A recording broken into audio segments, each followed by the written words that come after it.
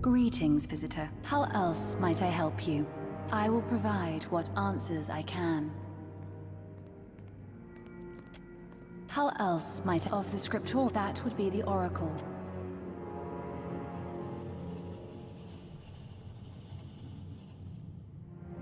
I must focus. You found them all! And in one volume, too! What a weight that is off my mind.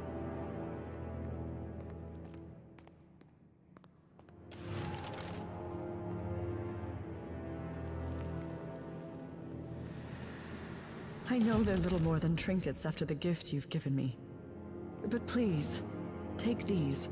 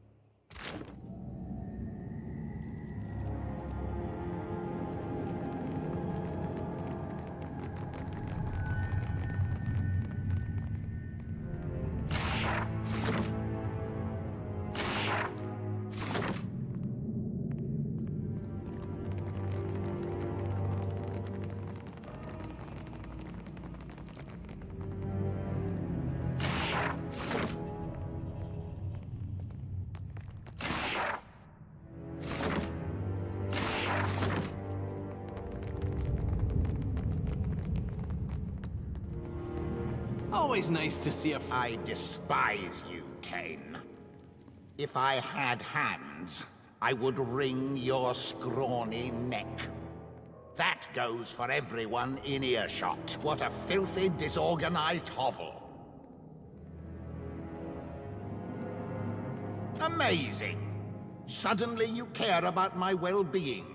It didn't seem to matter when I was stowed so unceremoniously with the rest of your unimpressive gear. Ugh. I have forgotten how much I detest mortal company. The stench alone is unbearable. We have nothing to discuss, you insipid pustule. I have found more competent sea captains floating face down in watery graves. What would you like to know? It will swallow you like a piece of half-chewed gristle, depositing you where you belong atop a divine dung heap. Beyond that, I know little. Would you look at that? Consul Hot, the All-Knowing, finds a blind spot in his education. Underestimating me would be your greatest mistake, apprentice. One that I will not stop you from making. Our mission? If you presume to imagine that we have similar goals, allow me to correct your catastrophic error in judgment. Oh, fantastic. You've wound him up again. We have only one thing in common. We both want you to die. I am indifferent to your existence, but you clearly desire a worthy end. Isn't it obvious? The way you launch yourself into peril at every turn, These are the actions of one who has lived too long, wandered too far, and willingly climbs to the precipice of oblivion.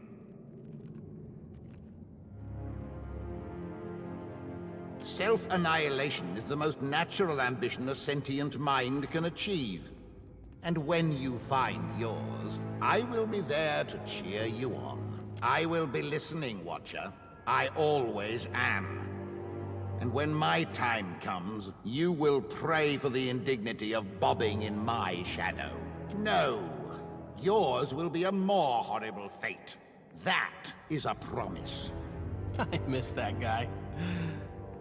It's not like that. We're good friends. We just disagree on everything. Your chaotic orb is amateurish folly. Any half-wit can lose control of a spell and be delighted by its unpredictable consequences. Your career should have been consigned to the waste bin of history before it even began. That's our console hot, right? You old trickster.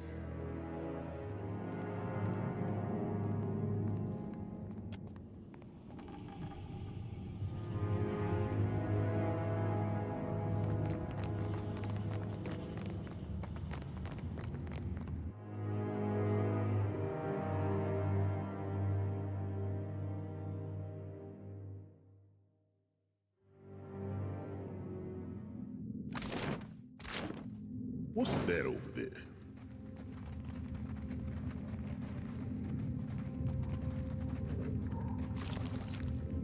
Blocked the god form's ducts and descended into the chambers below. We must follow. The body would not harm those who care for it. The body is not responsible for this wizardry. Return from the canal is recommended.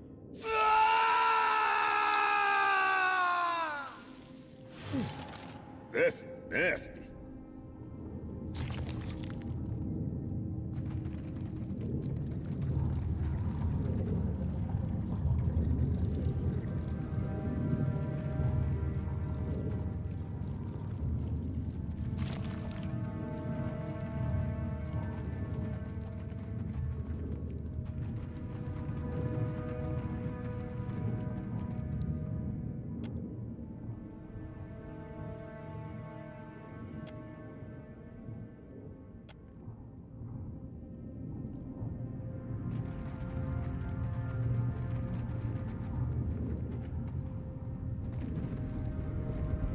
Something's not right.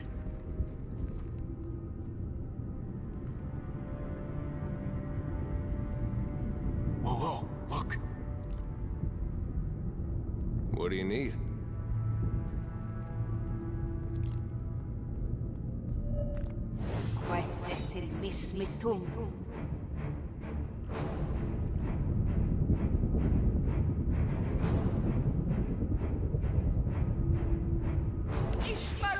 I'm here.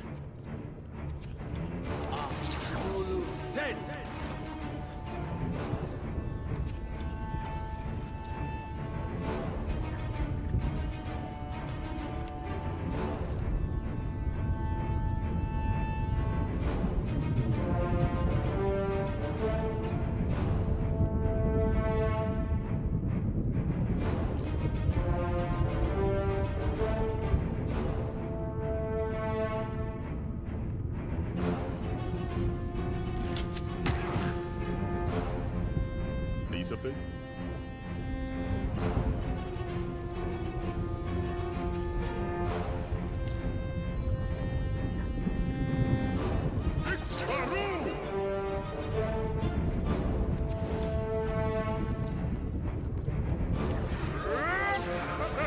Like that, do you?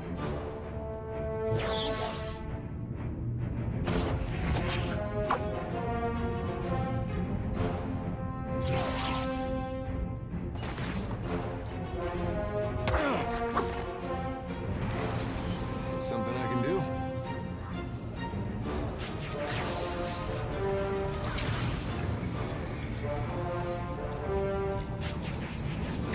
Take that. I'm here.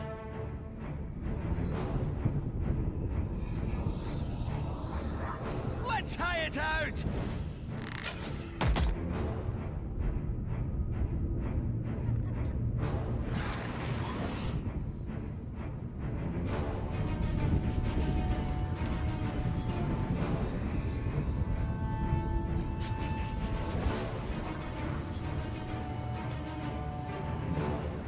Something you need?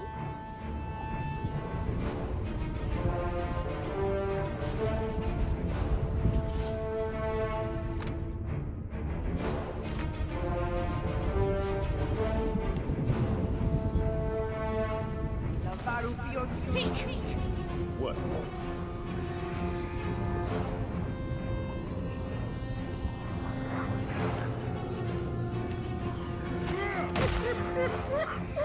Guess they don't like my singing.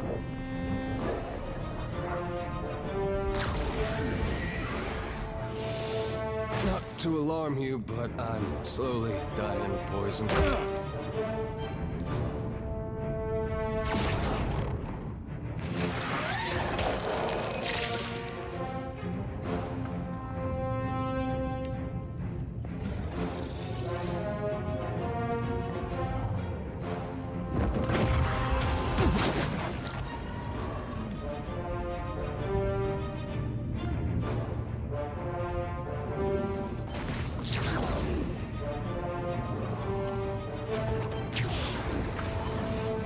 Something you need?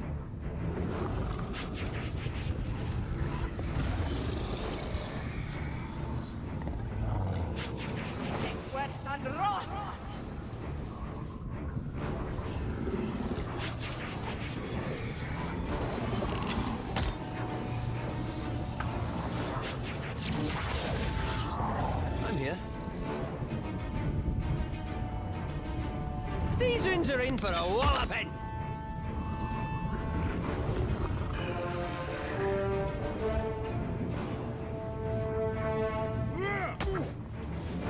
Hey. I don't think I can pull that off.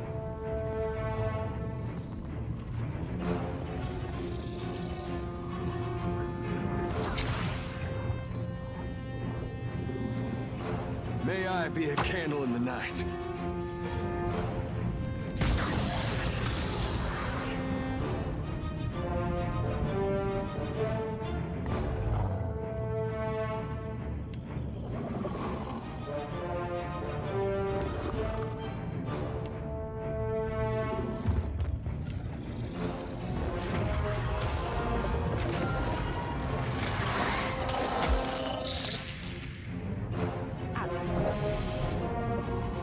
Set me loose on them!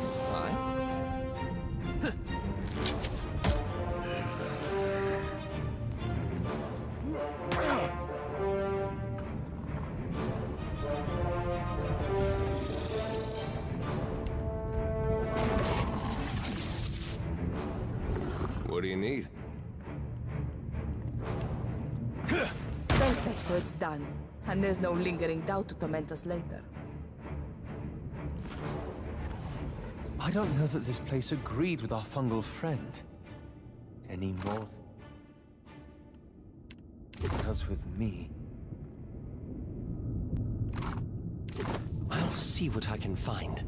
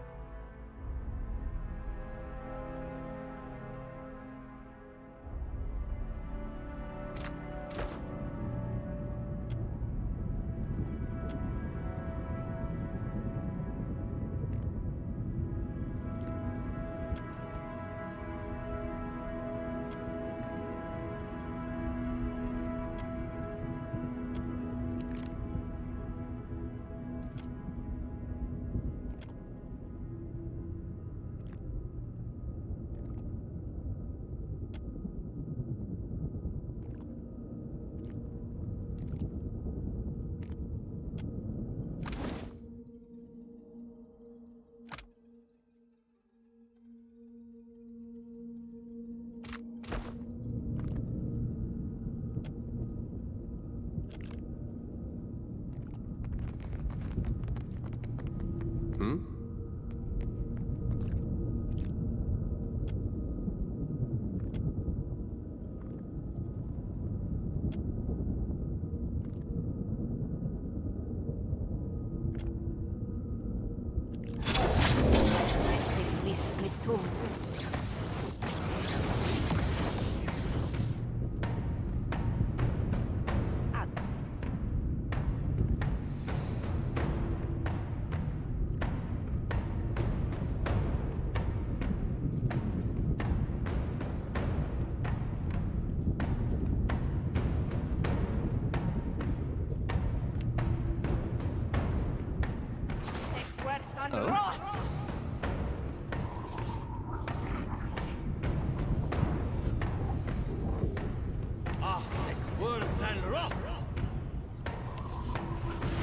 Yeah?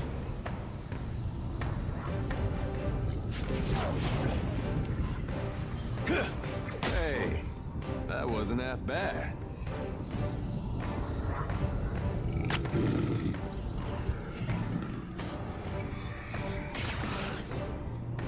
What?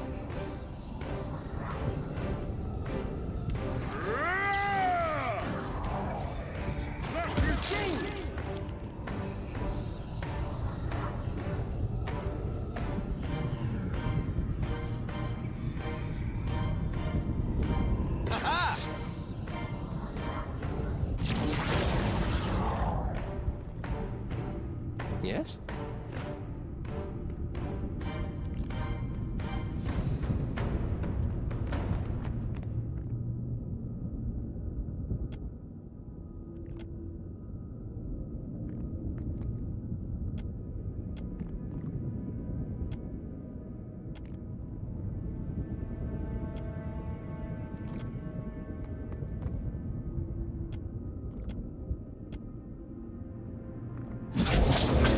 I see trouble.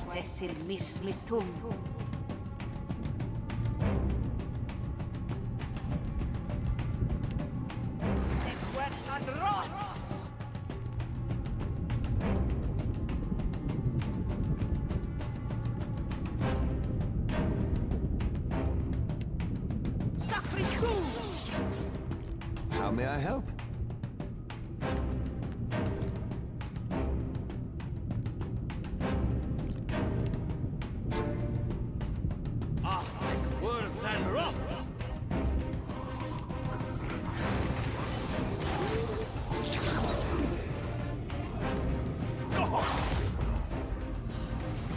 What do you need?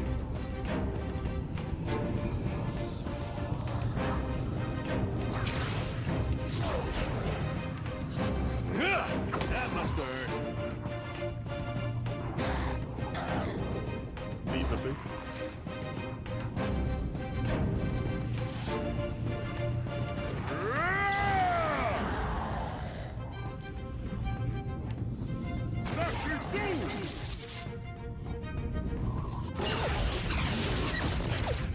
There's a walloping!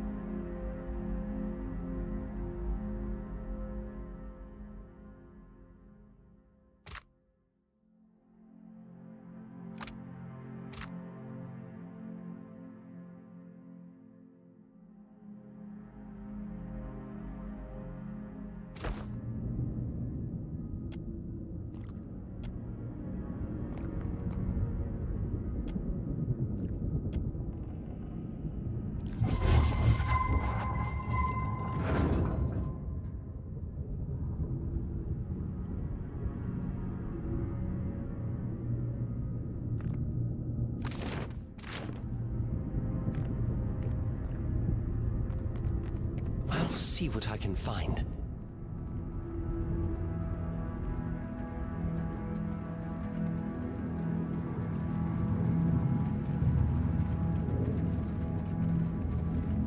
Foes ahead.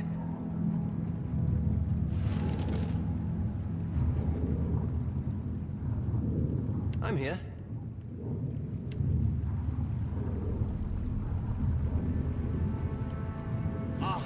Worth and rough.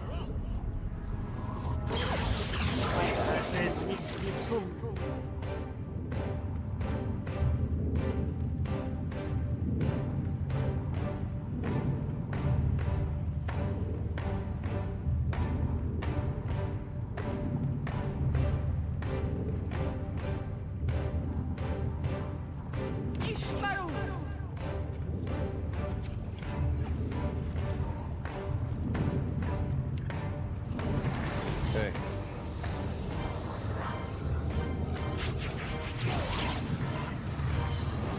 Sure.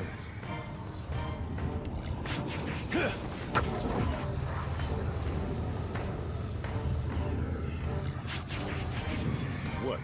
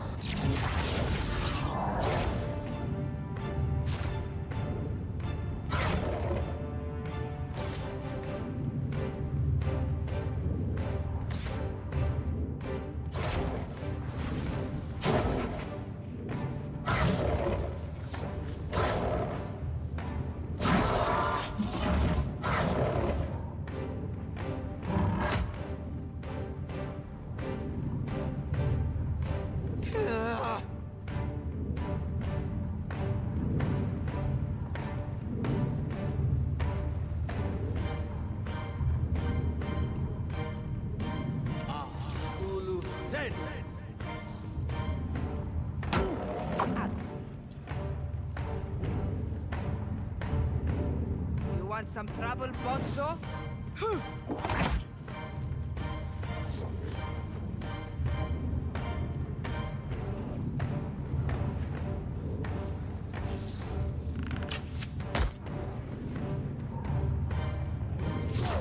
I'm here. No mercy!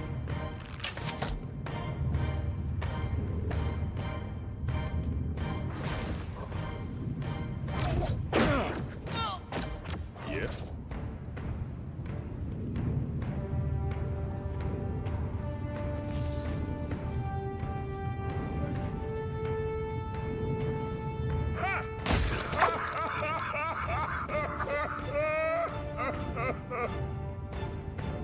What do you need? What do you need?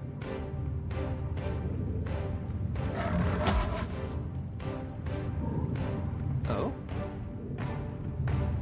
Yeah!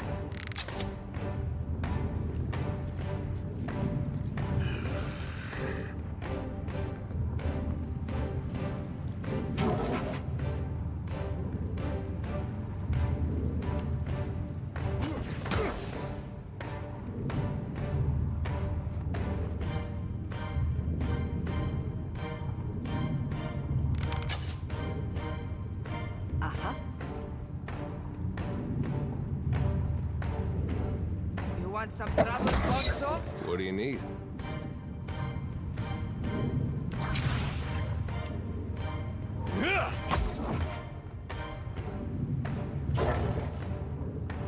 Oh?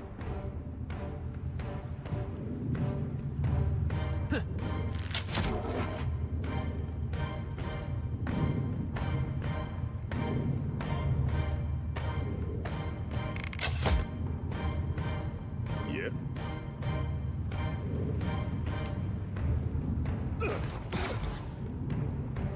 Something you need? Come at me, Postinago!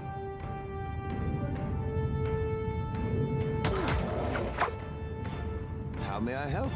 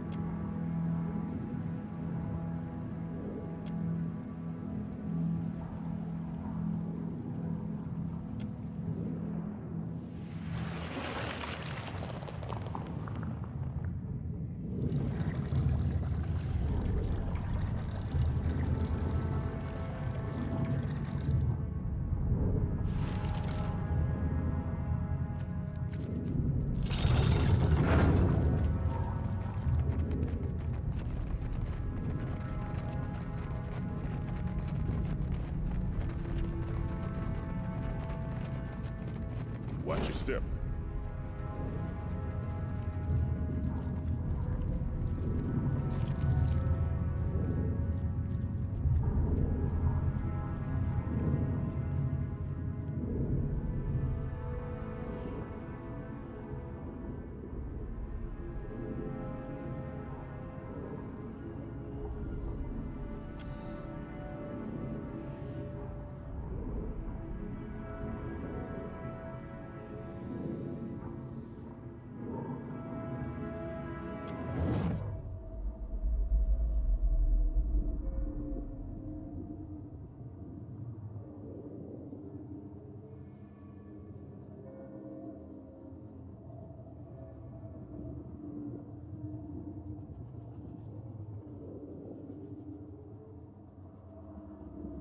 I recognize this.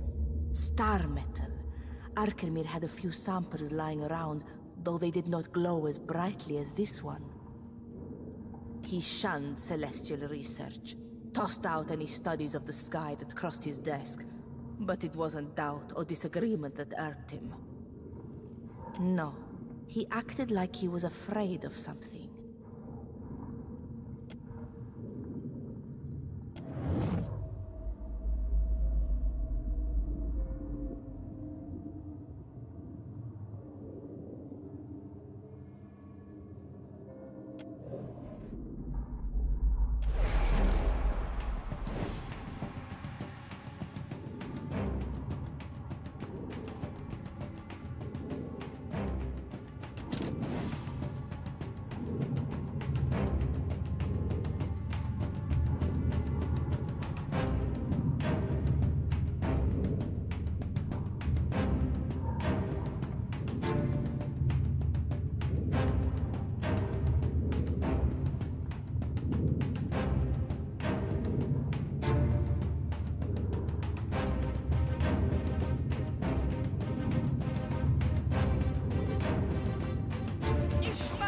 How may I help?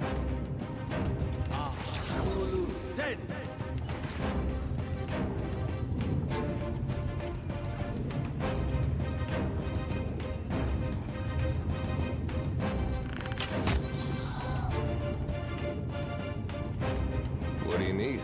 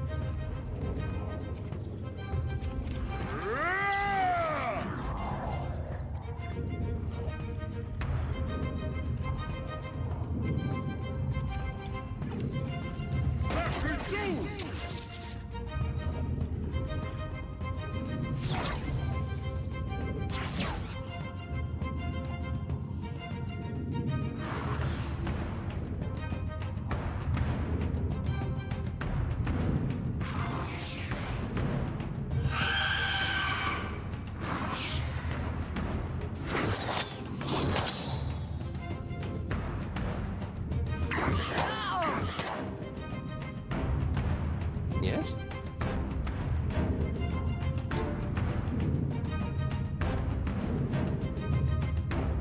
These uns are in for a walloping!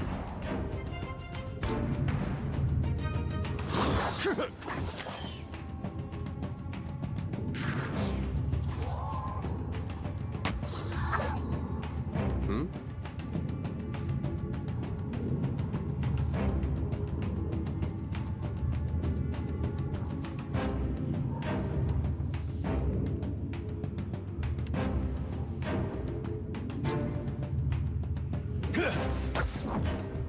Something you need?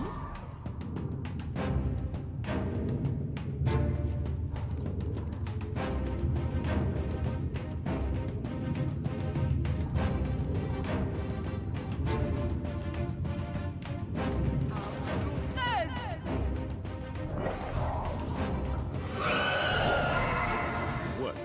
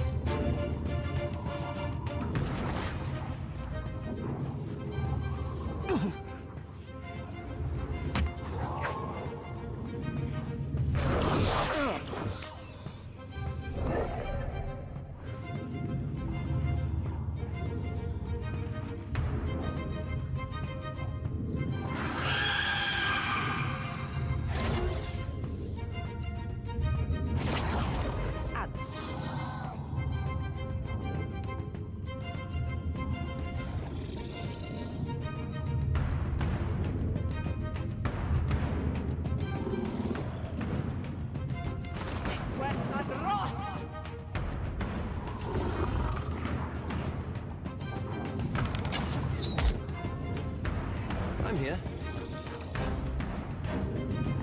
No mercy!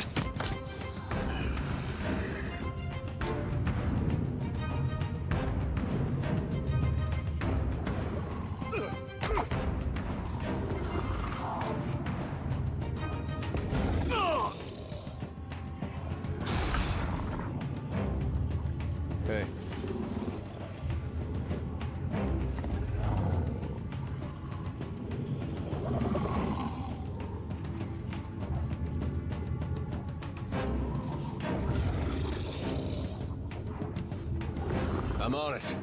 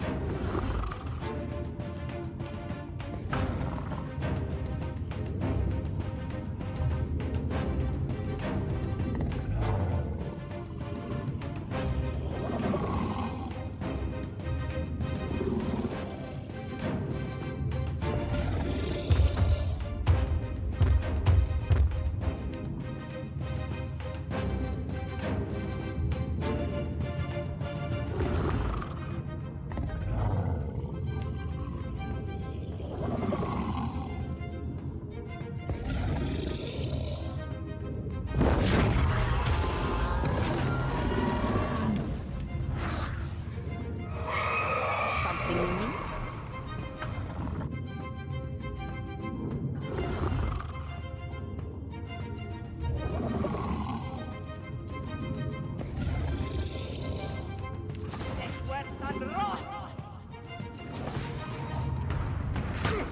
Tell me.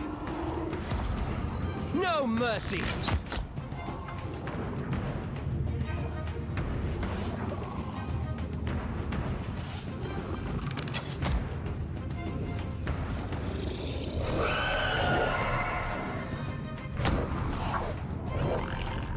What?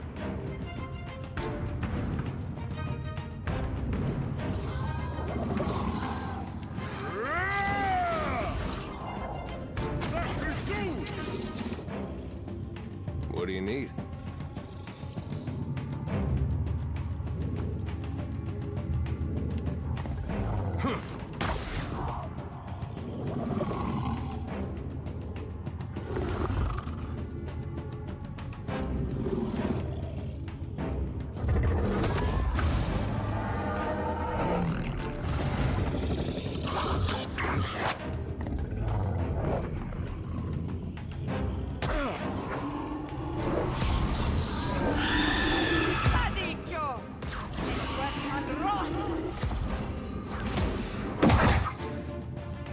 Oh?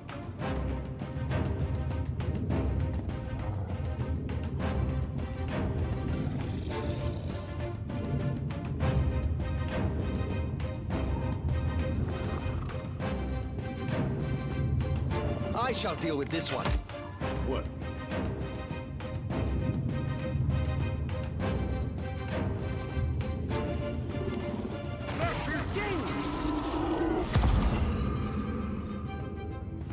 Diverus, I've got nothing.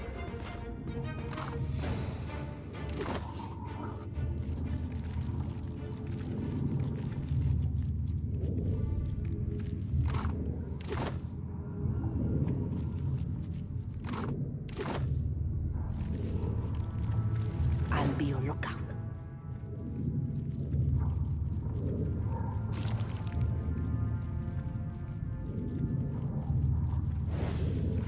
Swift and quiet now.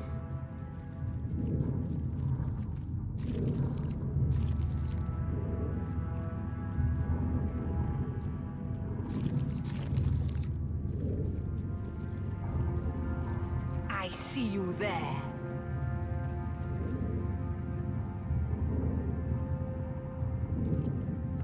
Oh?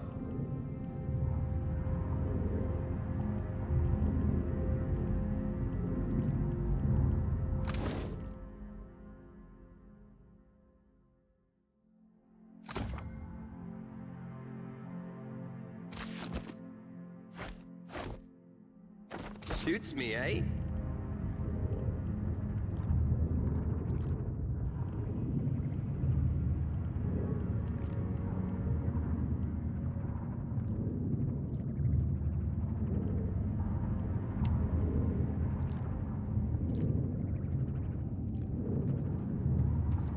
Foes ahead.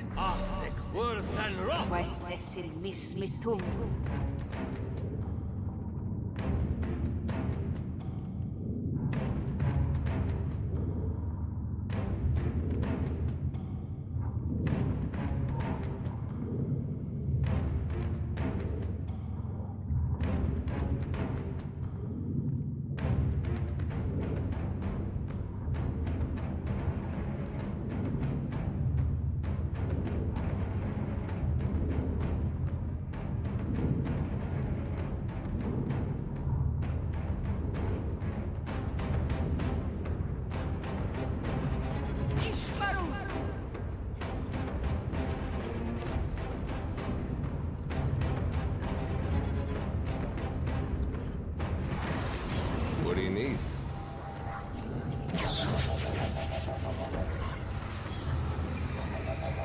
Yeah, right away.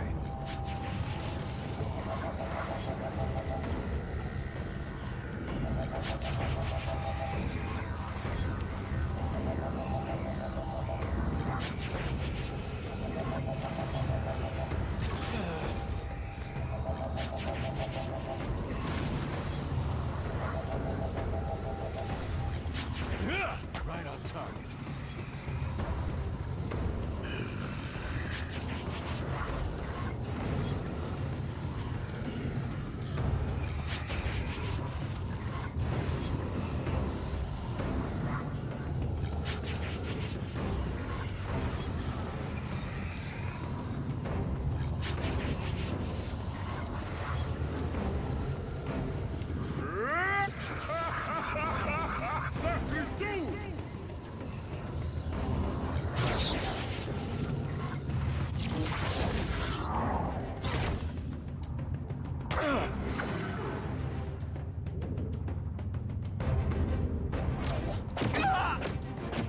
Yes?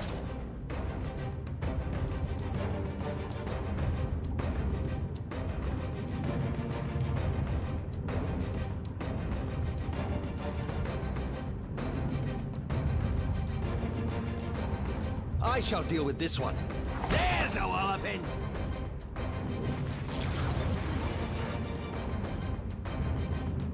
Aha.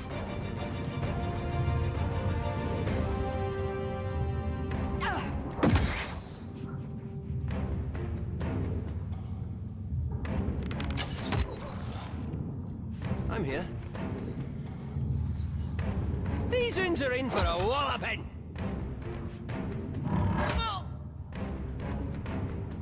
Yeah?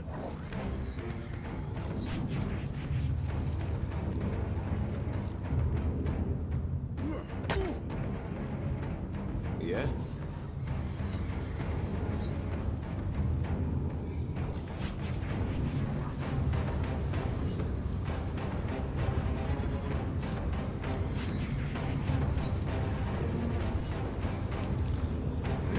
Need something stronger.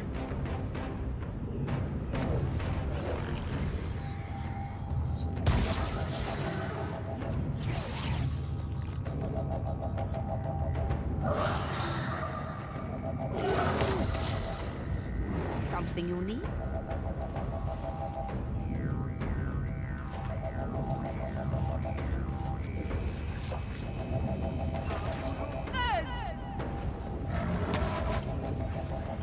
Aye?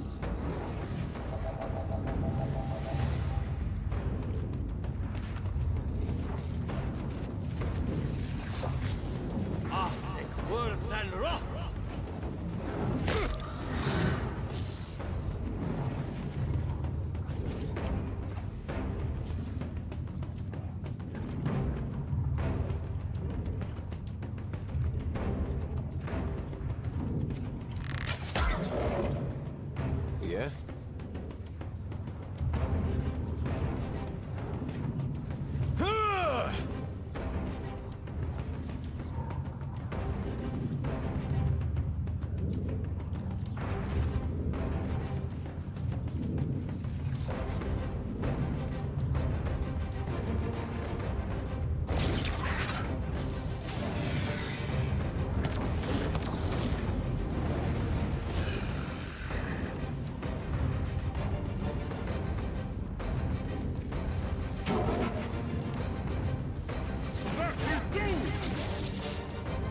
Something you need? Come at me, Postinago! What do you need?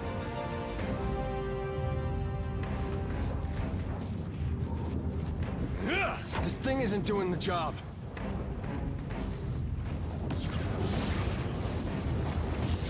There's a walloping! Damn the lad's aim! How may I help?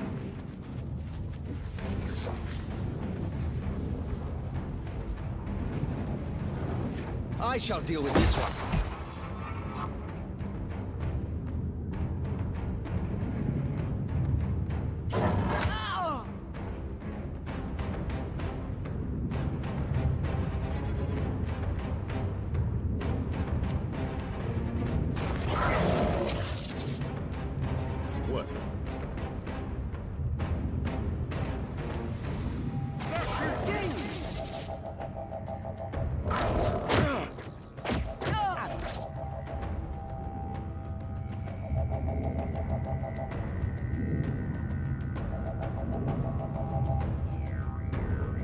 may I help? Need something? Okay.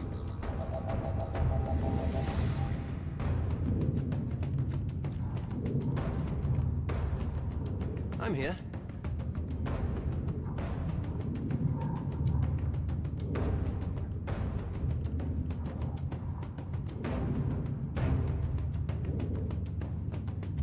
What? Yeah?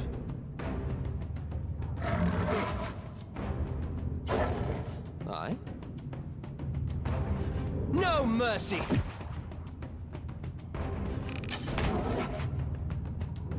Yeah? Something you need? Hey.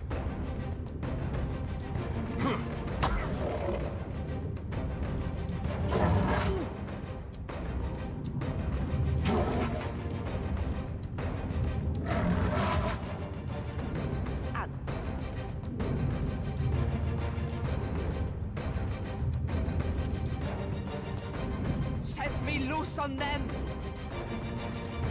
Yes?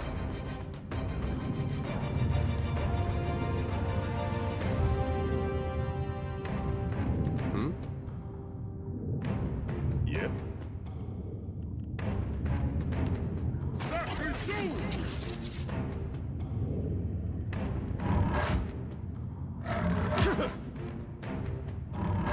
Yes?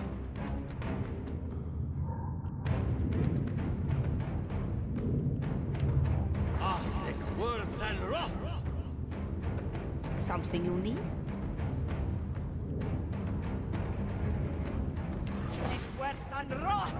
What do you need?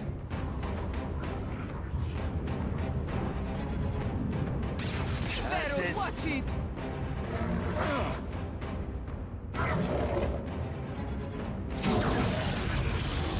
What?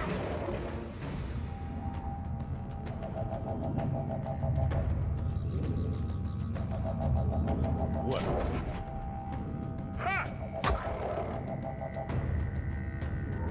Hmm? Oh? There's a walloping!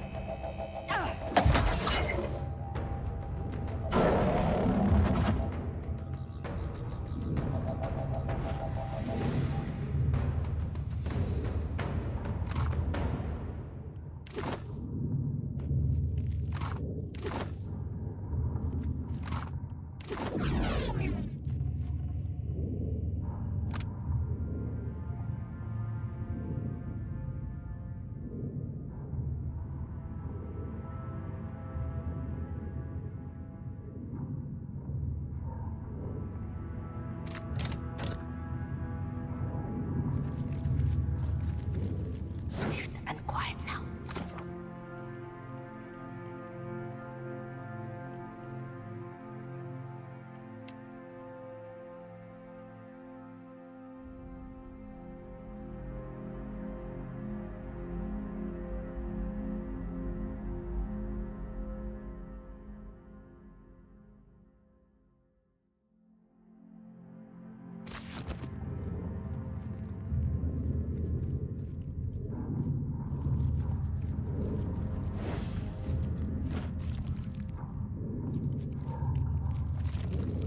Watch your step.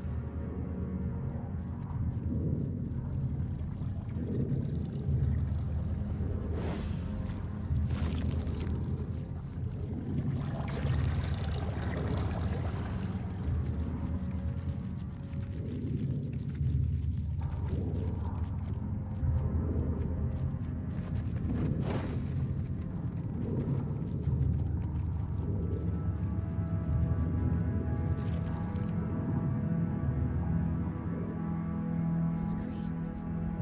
All have ceased. All is silence.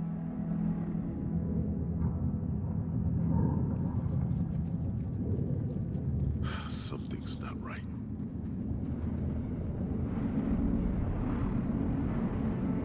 I'm here.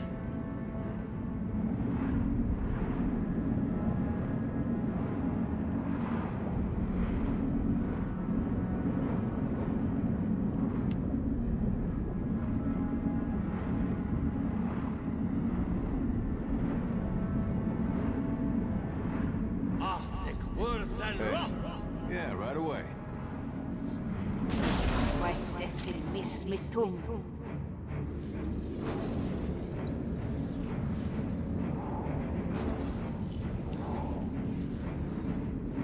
Ishmaru!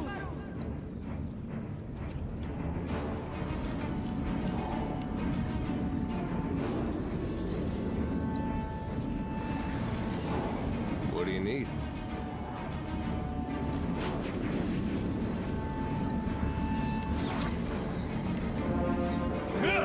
That's right. Need something?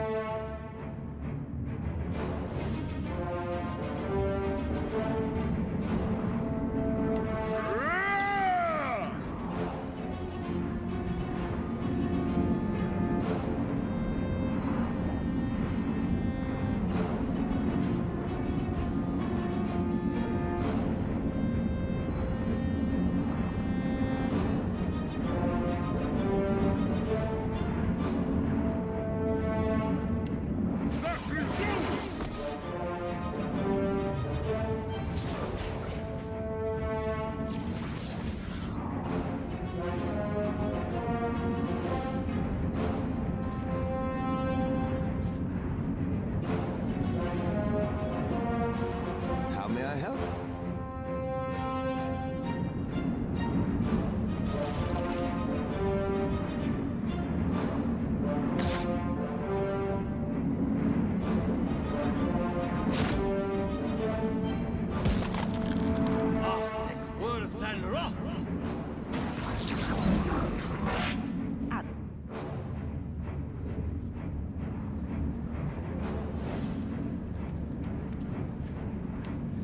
Navaru beyond seek!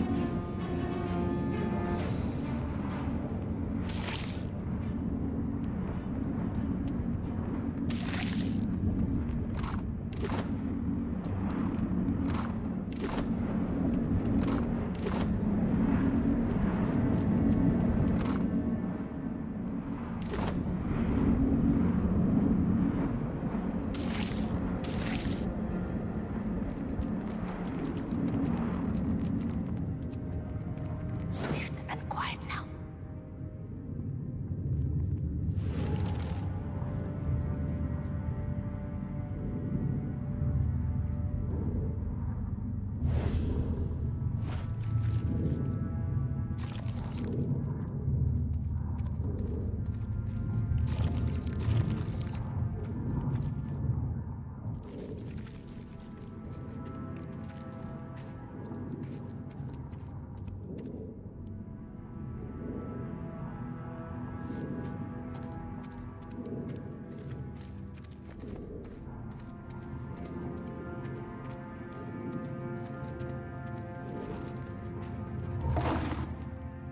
I shall be discreet.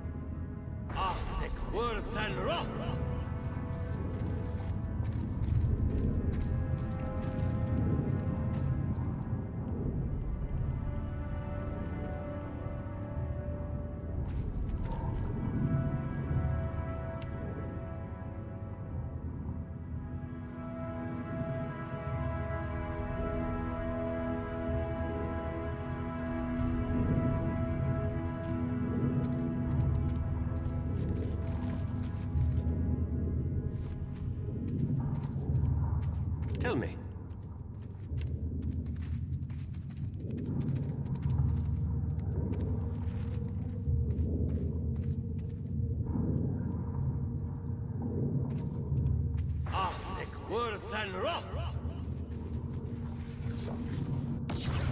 Why, listen, miss me too.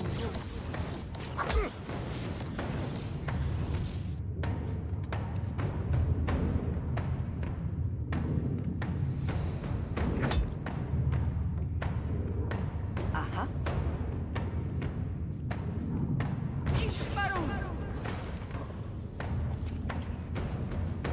That's it!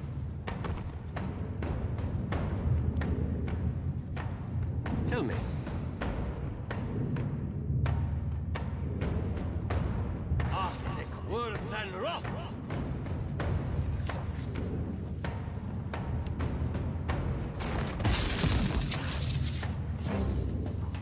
Something I can do?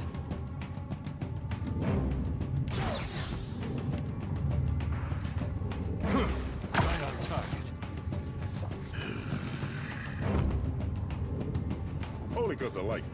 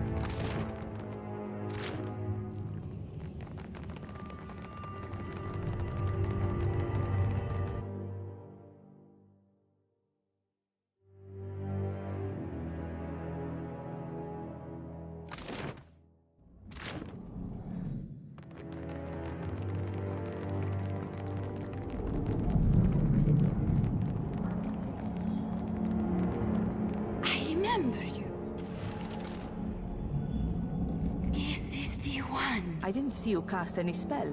How could you even know this? Stand back, Watcher. I have waited so long for this moment. Not even gratitude will slow me down.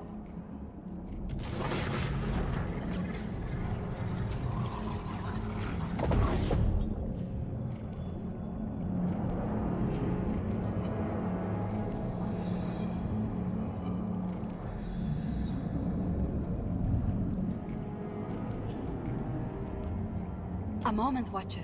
I doubt I could forget the words if I lived to be 1,000, but let me write them down where they belong.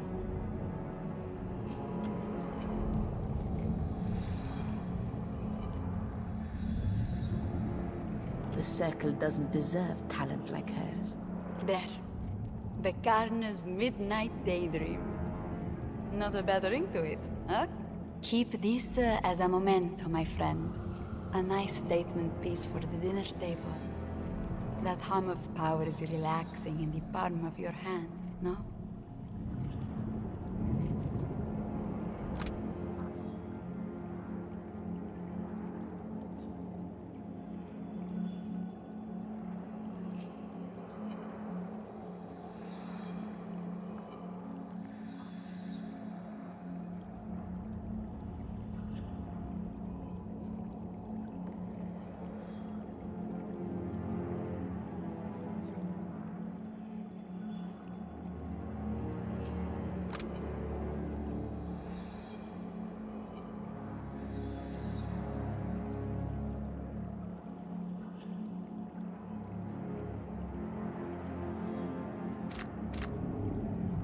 You scribed a new spell?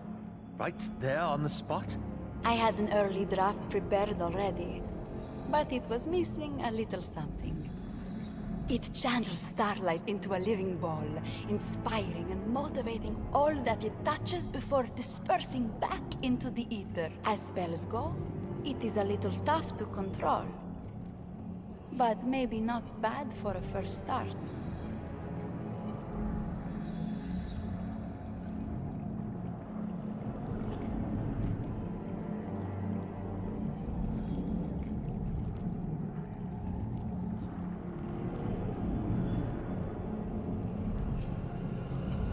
I feel as if I have climbed a long and winding staircase, opened the door at the top, and found a polished spyglass waiting for me. Now I have the entire sky to still explore. I do not know what comes next, but I am pleased to have come this far, especially with good company. For now, I want to spend some time with my book and my observatory. And a well-deserved cup of tea. As you say. I happened upon this friendly-looking book while you were out looking for the star metal. And here there is a blank page, like it was waiting for us. May you do great things with it. Thanks to you, I have remembered much, and learned more than I could ever forget. A Grasimer Watcher.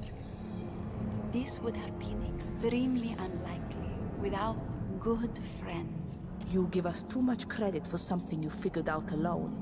Bask in that achievement and let me know how it feels, Ak.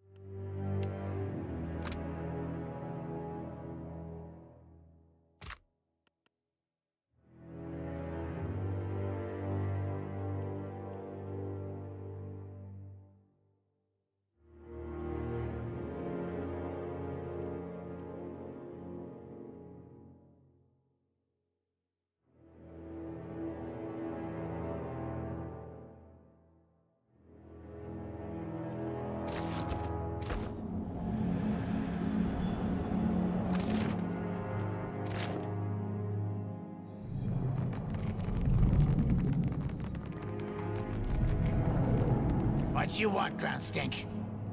Huh? Dumb gravel stink need new drugs. Something stronger. Something uglier.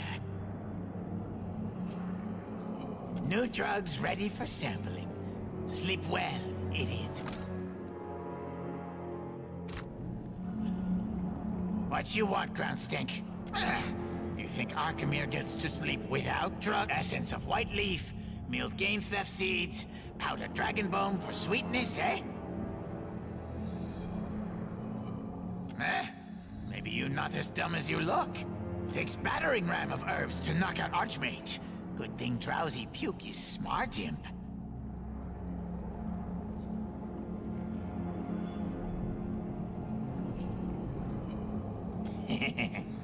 Drowsy Puke enjoys jam. Learns from jam. One kith at a time. Numb you all to sleep. Can do both. Meh.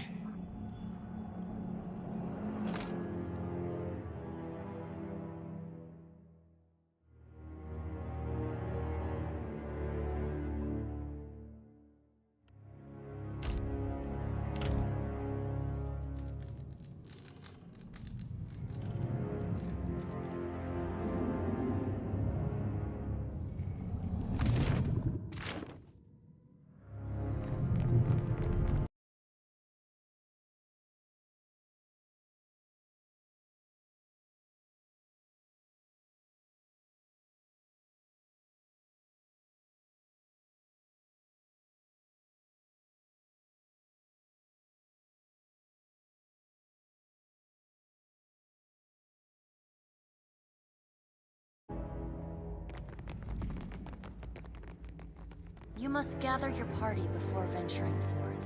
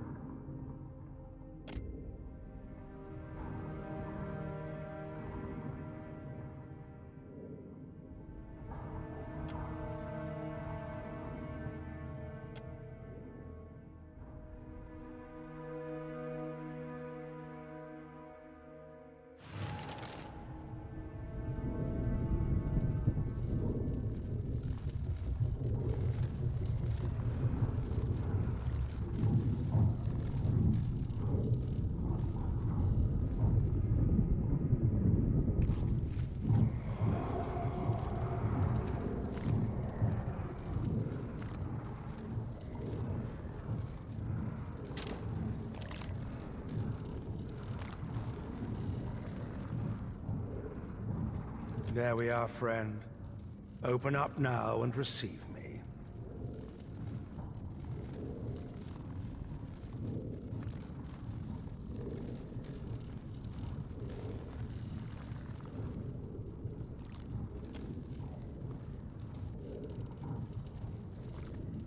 Watcher of Cadnua, Herald of Bereth, Dusk Speaker.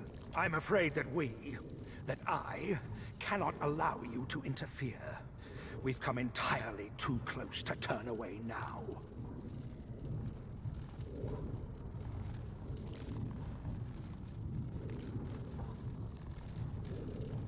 Knowledge flows through us like water through a pipe, over a wheel and into a reservoir. Communion.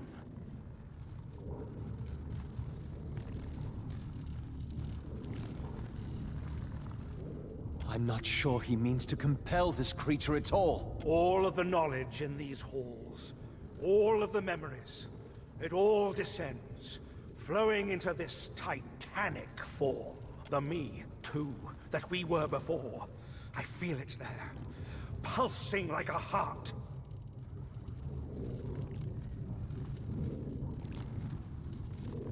It's your story that ends here, I'm afraid. And none shall remember it.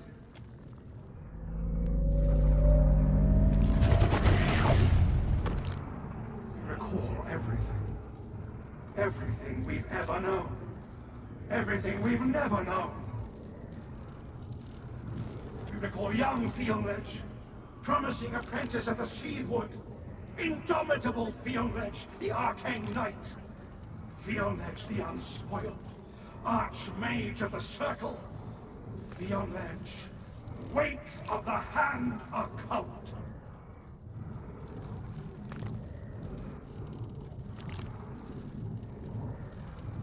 All knew us for the spells that bore our name, if nothing else. Fionledge's Wall of Flames, Fionledge's Wall of Many Colors, Fionledge's pristine barrier. His transformation has done little for his stability of mind. Perfetto. Now he's upset as well as unstable.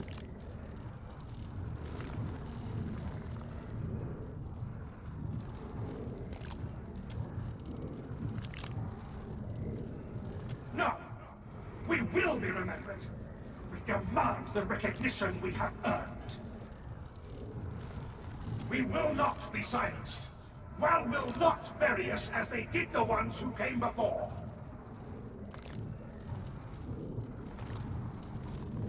You don't believe the Engwithans were first, do you? Or alone? You already know of the Huana. There were others. Engwith established global influence, not eternal dominion. We cannot allow your egress. Too many secrets taint you as they tainted Fionledge. You must be purified.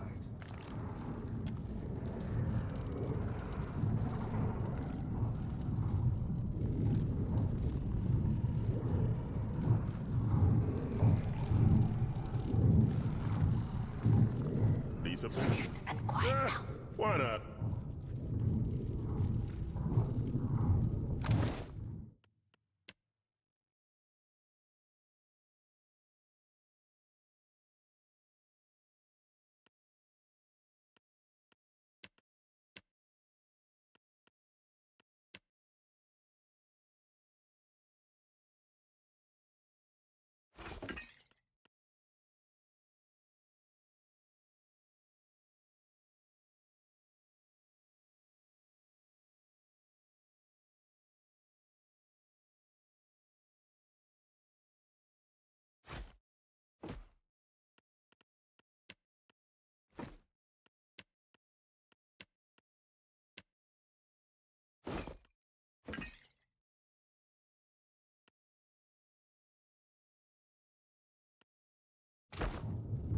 Yeah?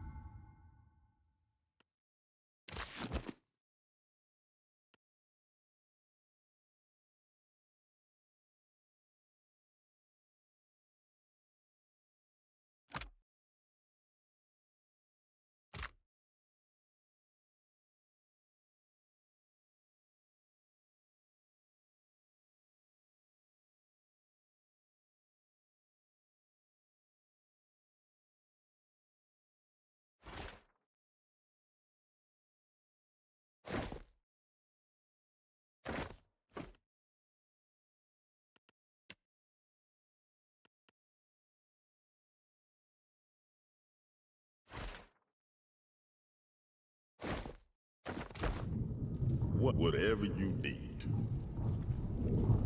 Hey.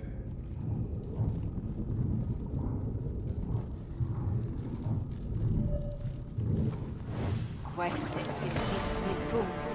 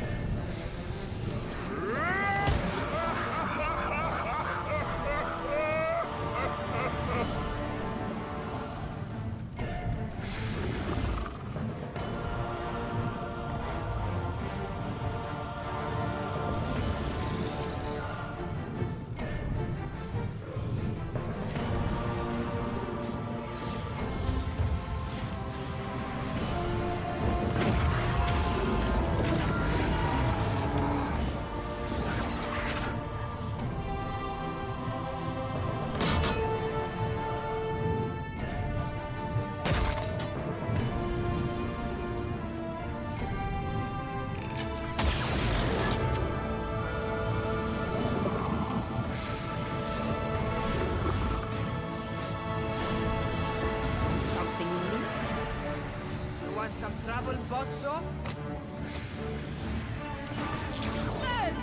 Aye? Yeah!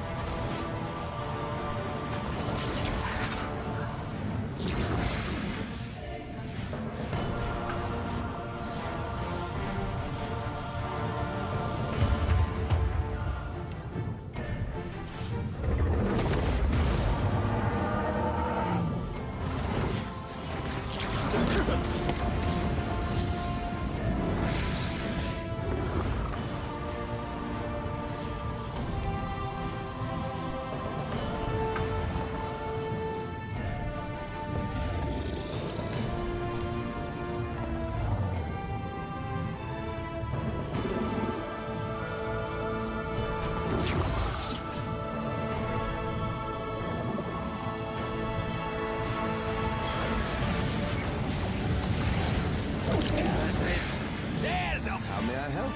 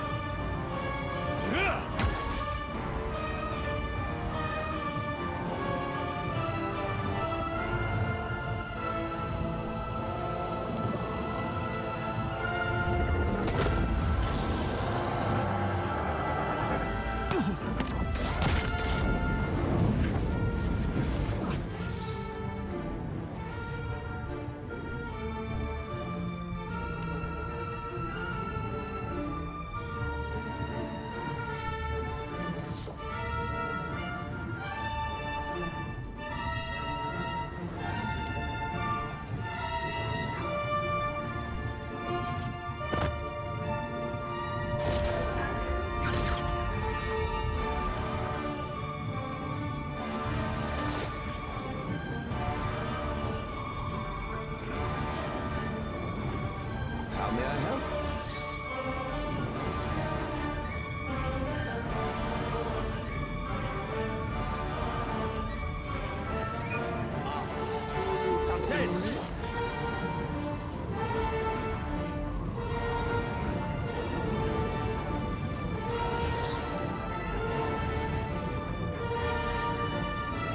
Set me loose on them!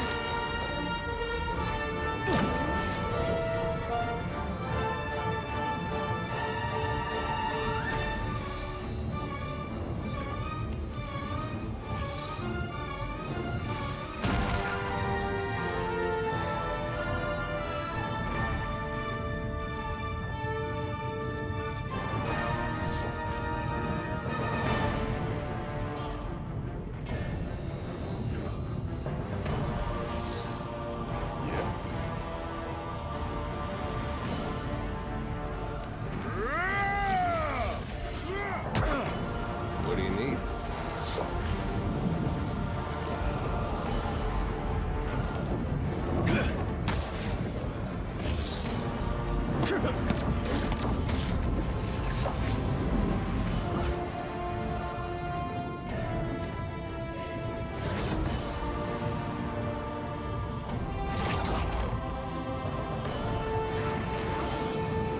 I'm here.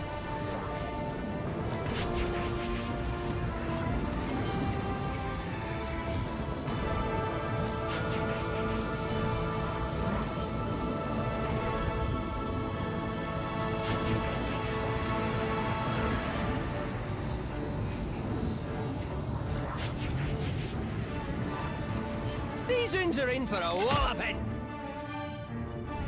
Aha. Jueces in mismitum.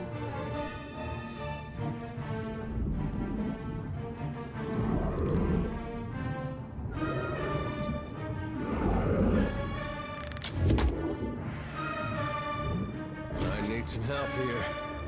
What?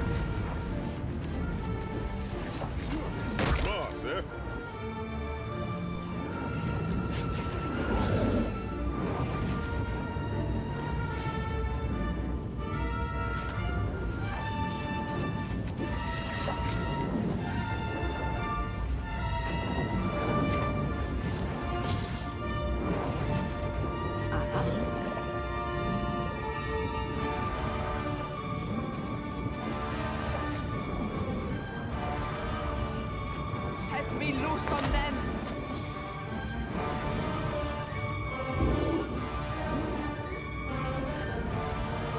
Yeah?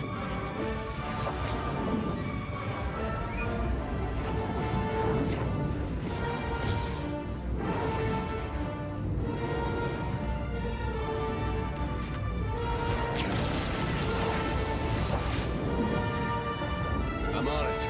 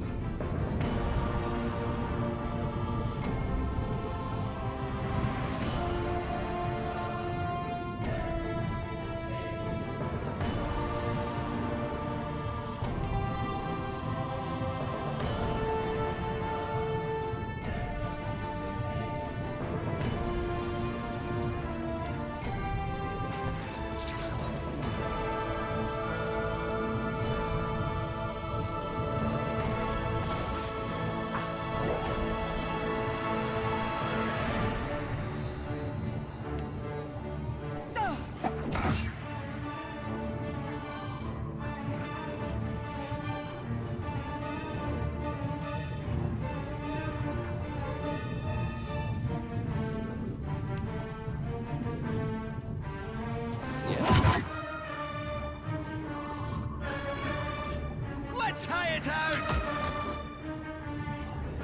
Something?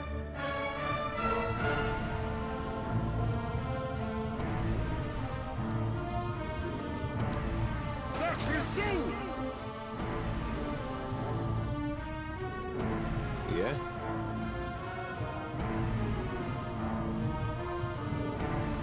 Stay behind me.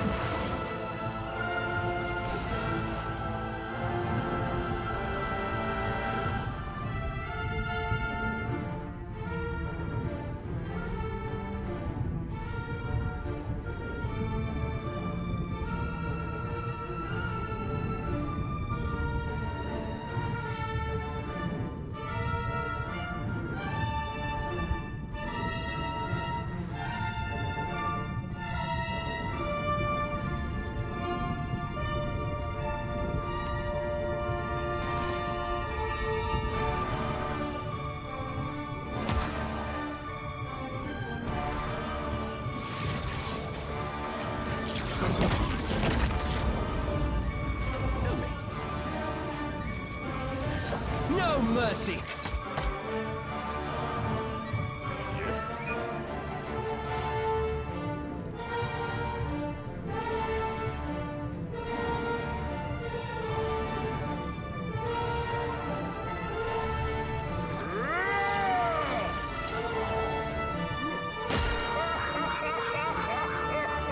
What do you need?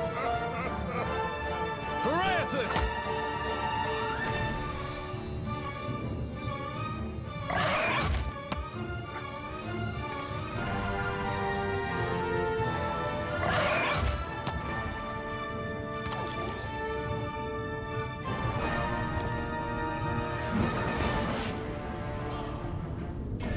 Something you need?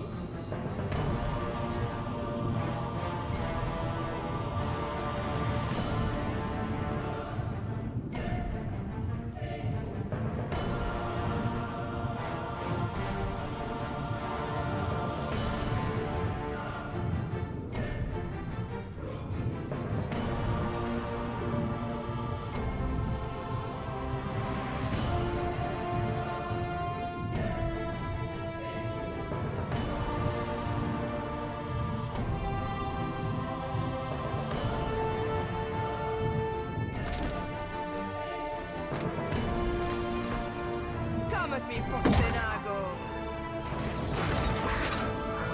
Tell me.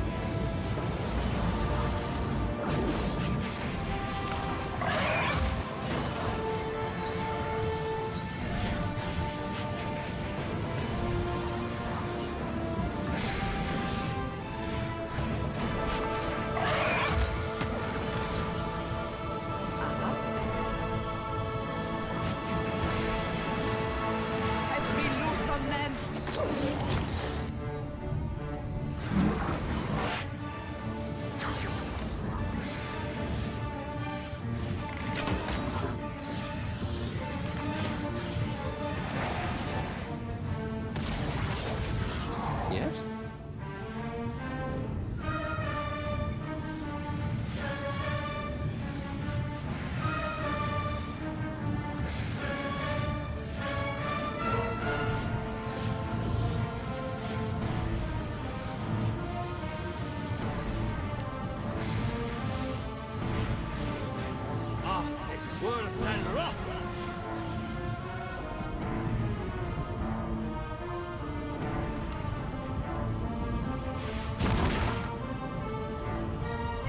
What do you need?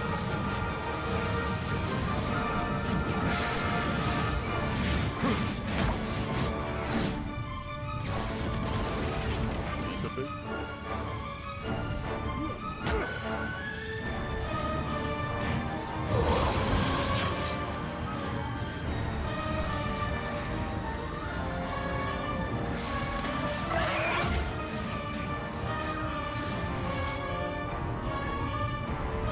How may I help?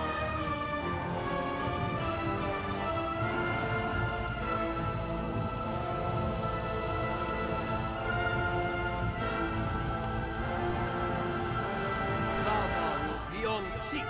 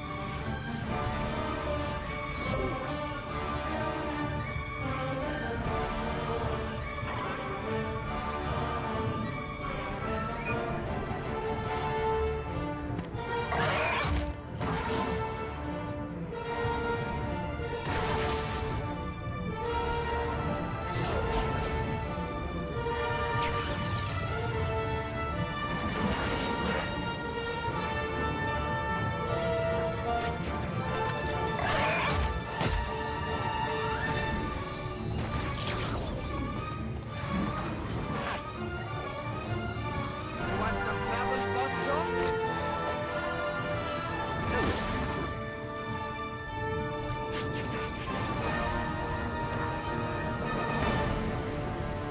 Lava beyond seek. Something I can do?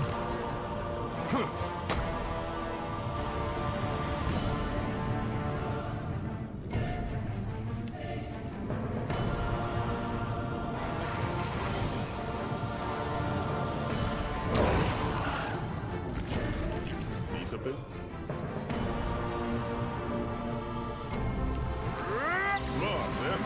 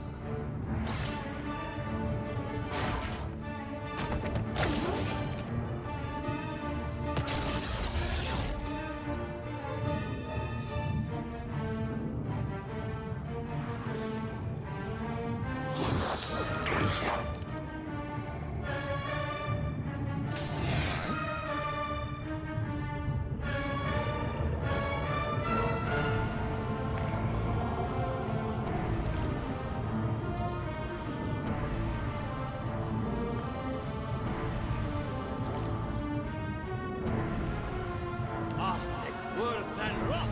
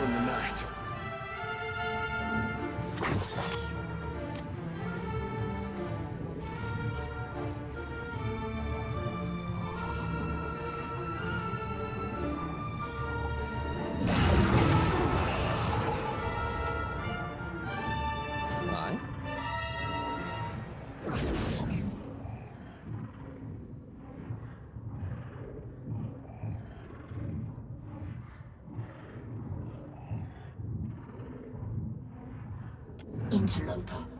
Your presence blights. You disease. Interloper.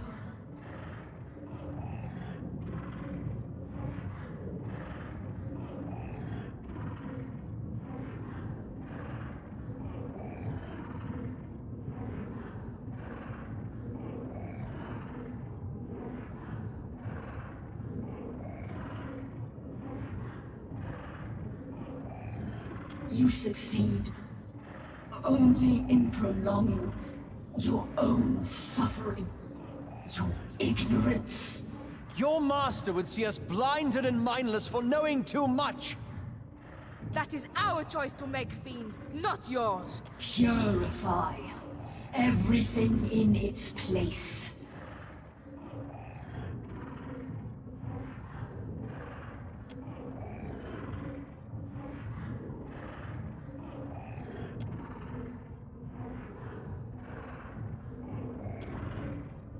The more...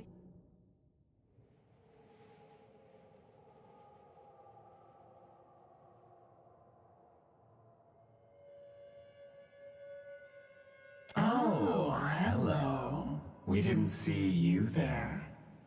Like stars across the night sky, the darkness splits into 100 eyes of different shapes, sizes, and colors. Wow. We recognize you. Barrett's Herald, if we're not mistaken.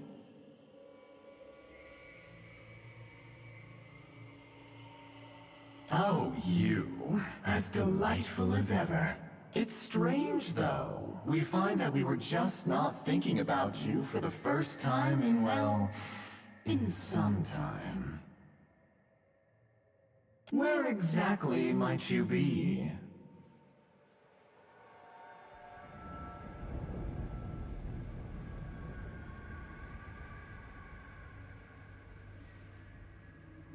Oh, that does not seem at all correct. We are quite certain, or fairly certain at least, moderately certain, certainly, that we killed our terrestrial body just as we promised we would. Not that we're above the occasional bent truth. But we don't recall not killing our body. And that really seems the sort of thing that we'd remember.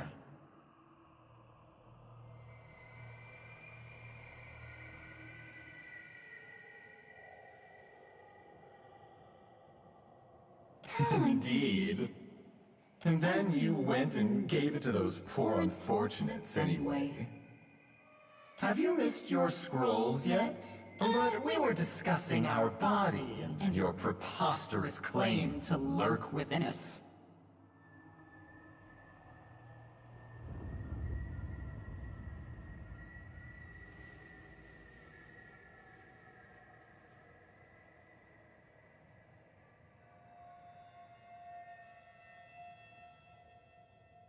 Not in the slightest, though it does sound like something we would do.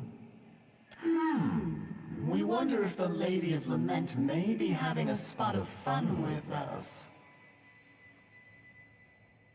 We didn't think the old fish had it in her.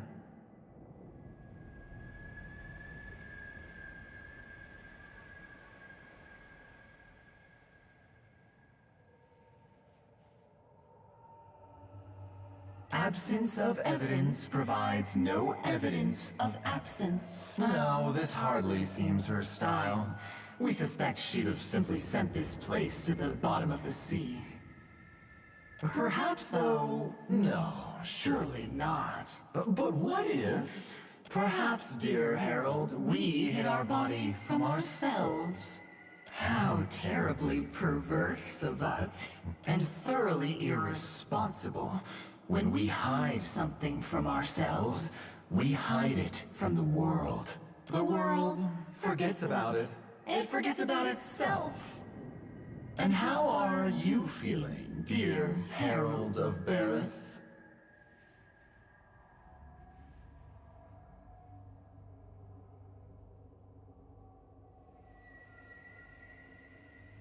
How unsanitary. But now we're left with a conundrum. What to do? What to do with this overgrown sack of me?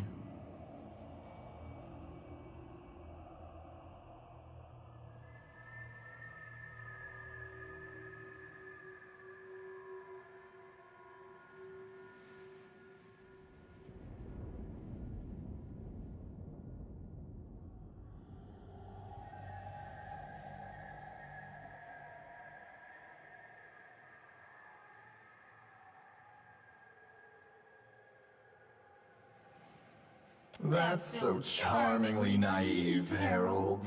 You don't truly believe that, do you? No, we think we'll simply forget about it again. That seemed to be working well enough.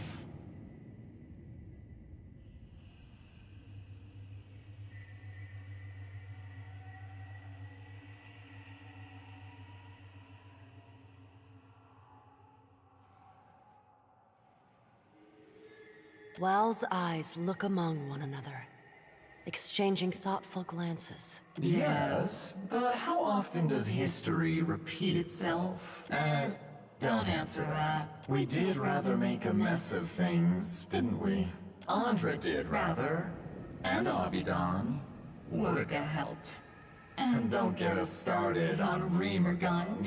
Then there's the whole Aothas affair. The oracle through whom you commune with us serves as the body's brain, so to speak. Slay it when you return, and all will unfold as you dictated. Wild's eyes close and are gone. Your stomach lurches as the ground disappears from under you. And with a sensation like a pop somewhere deep within the recesses of your mind, you plummet back into your physical body. The air cloys at your skin, humid and warm.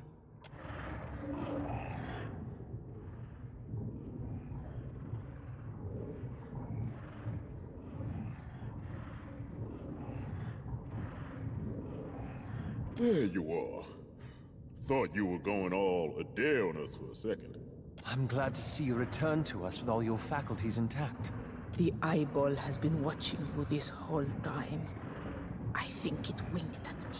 I thought about stabbing it in, well, the eye, I guess, while you were taking that nap, but... Well, what if you were inside it or something? You collude with the obscured.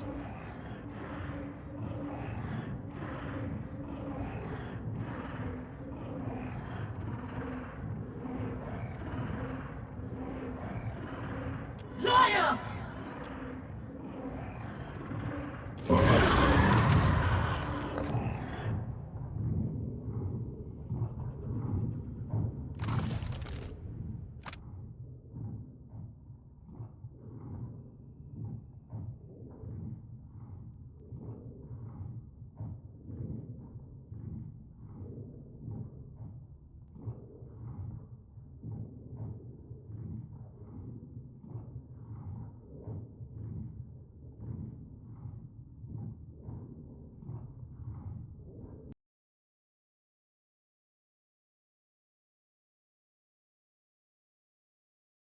Keeping an eye out.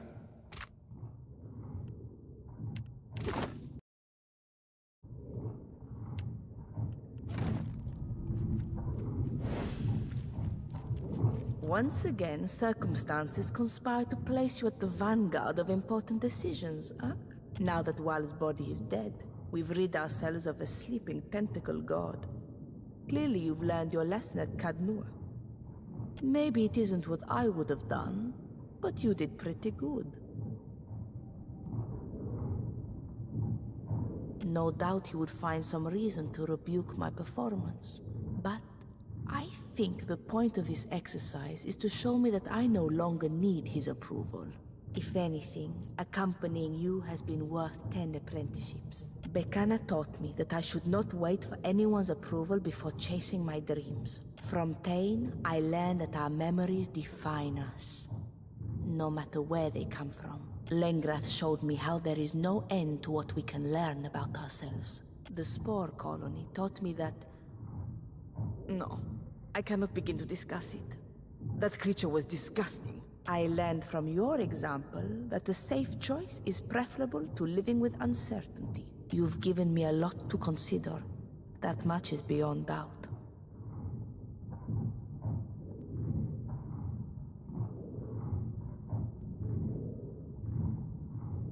When it comes to educating myself, I am like a rodent.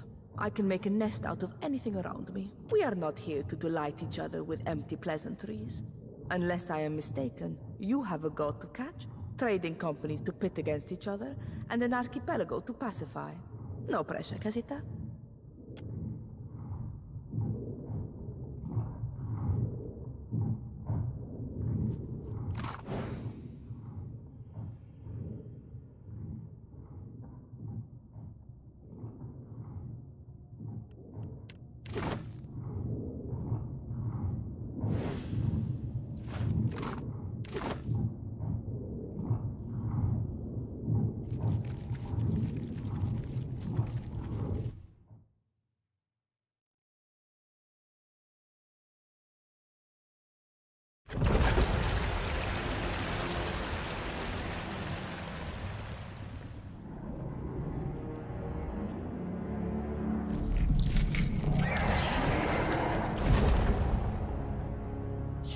You're back!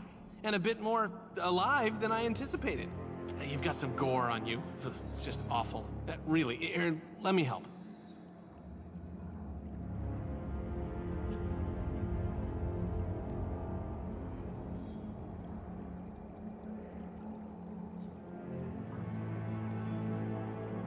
Really? You know, I wasn't jealous until just now. Welcome back. You've returned in one piece. Do you hear that? Silence. Beautiful silence.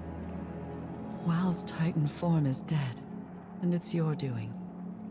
We no longer need fear whatever destruction it may have rained upon Aora. Well done. I'll miss it. The shadow of Wal's horrible body has been like a second home. We could have learned so much. Now we're leaving it to rot.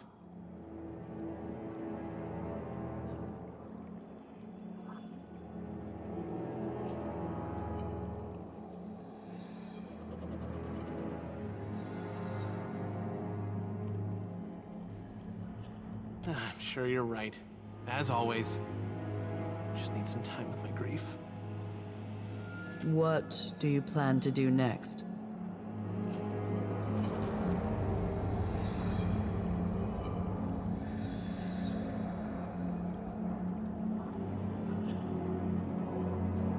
Enjoy yourself. You deserve a reprieve, whatever comes after this. If we don't see each other again, take care. Meeting you was a unique pleasure I won't soon forget.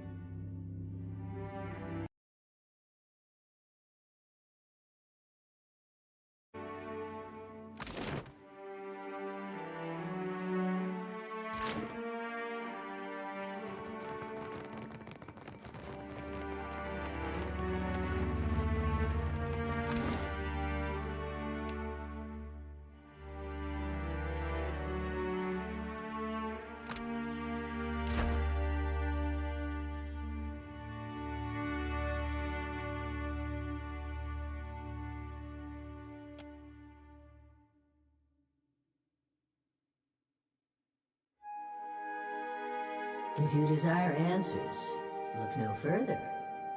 I have several. Wodika not.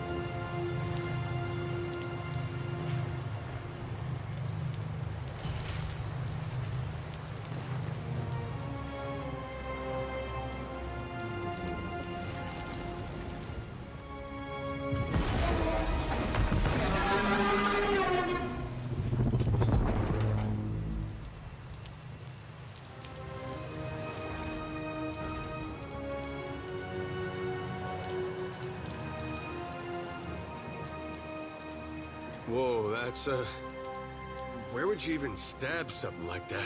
What manner of creature is this?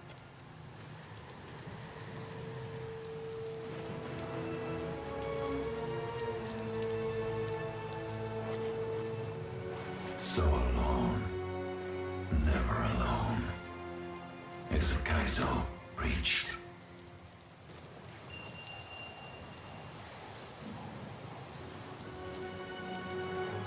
Here. We have been here. We are the gates of Kaizo. We guard the silence of Kaizo. You are a disturbance.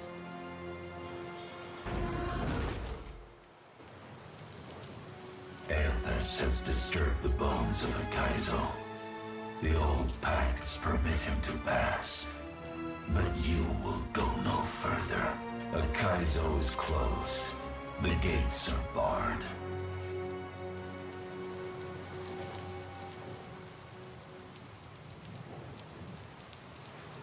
Our covenant with the Old Ones does not forbid questions. The living were meant to forget Ukaizo. Nothing can be gained of remembering it.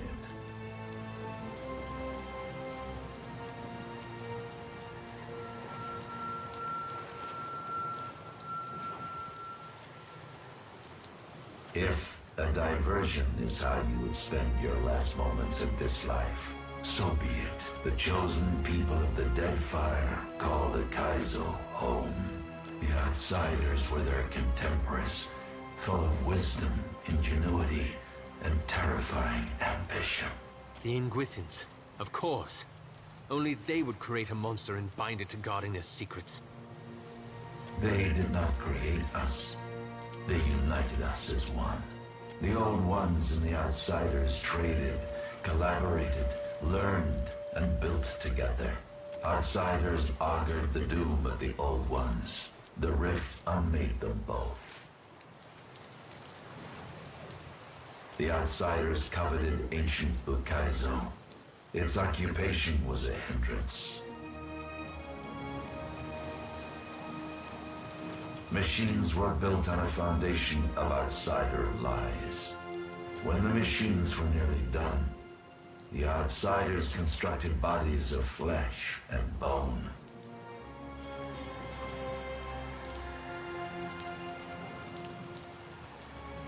Skeletons, now. Their remains littering great Ukaizo. Ones which drew the spirits of the dead through a sieve. Finally, the Outsiders fashioned a guardian to stand vigil over their work. Our bond with the Old Ones compelled us to trust their allies. They offered us a trade, eternal life for eternal service. We were ordered to slam shut the gates of Ukaizo for all time.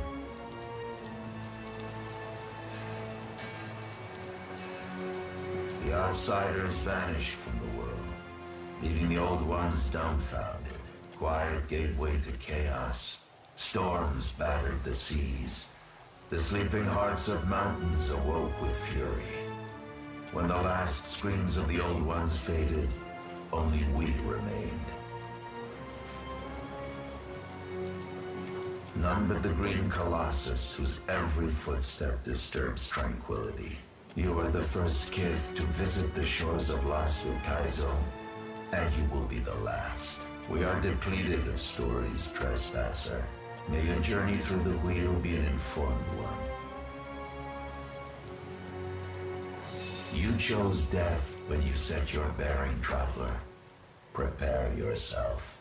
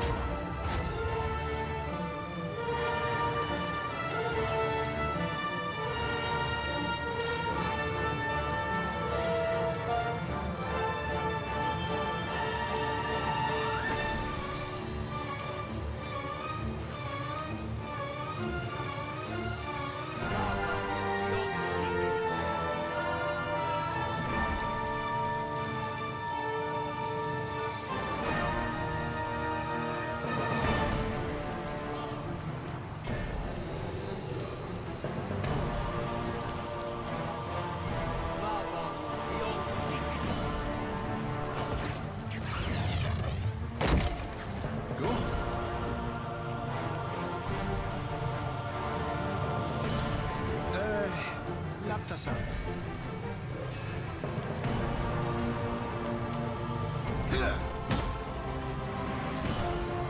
Something I can do?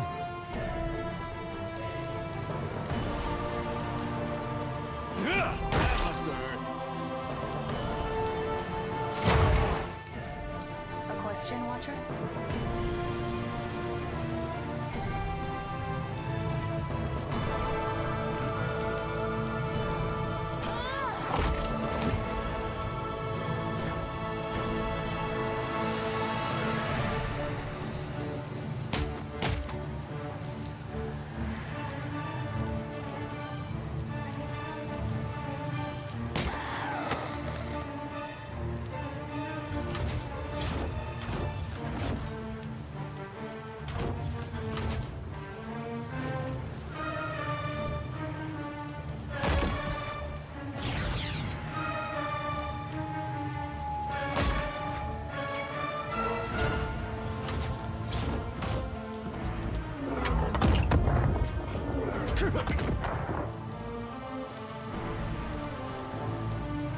Curses!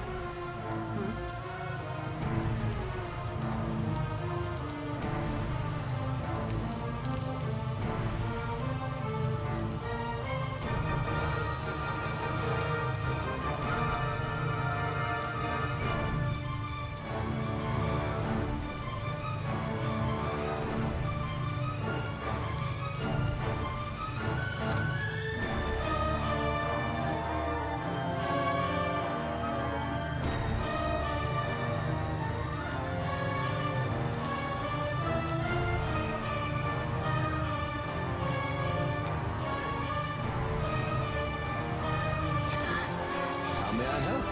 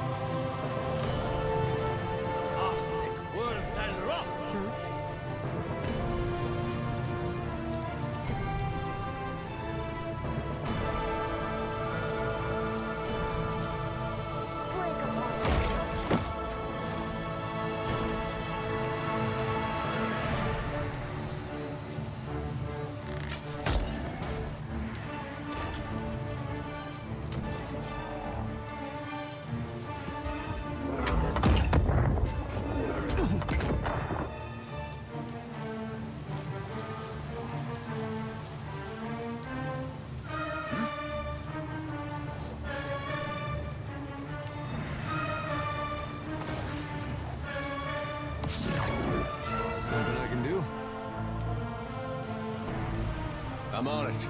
Need something stronger.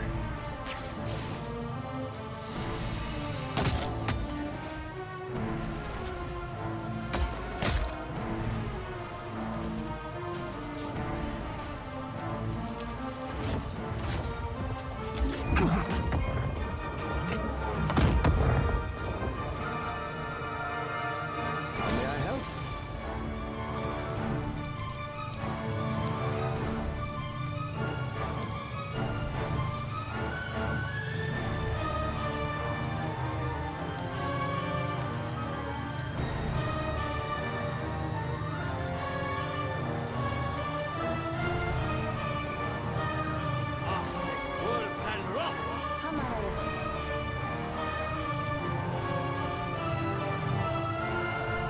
You shan't walk away from this.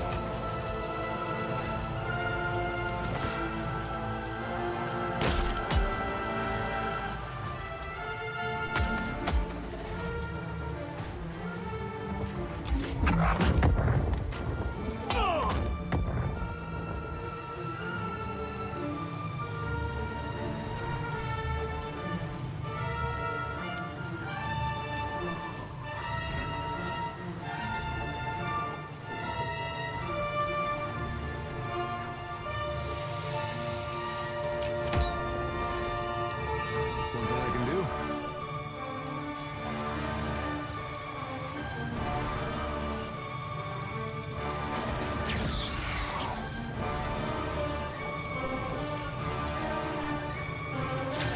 Here we go.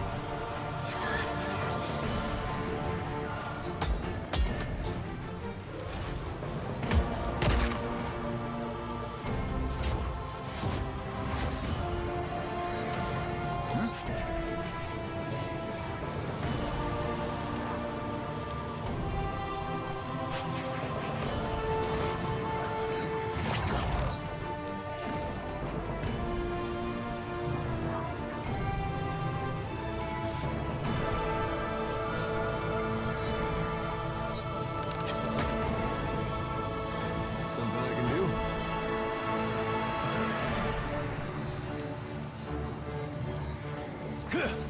Can't make a dent.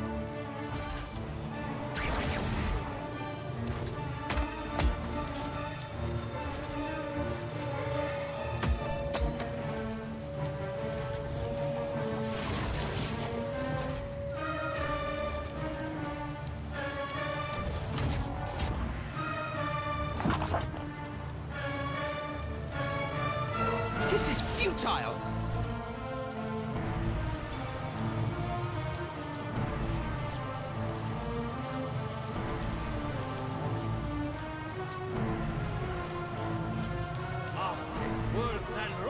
Yes?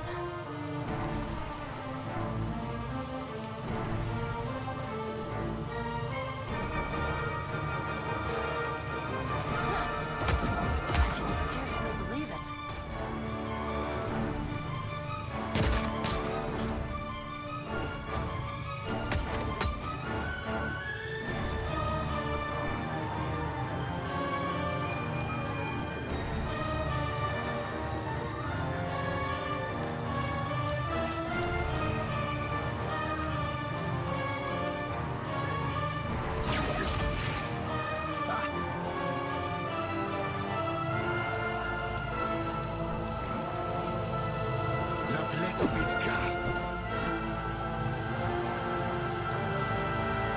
What do you need?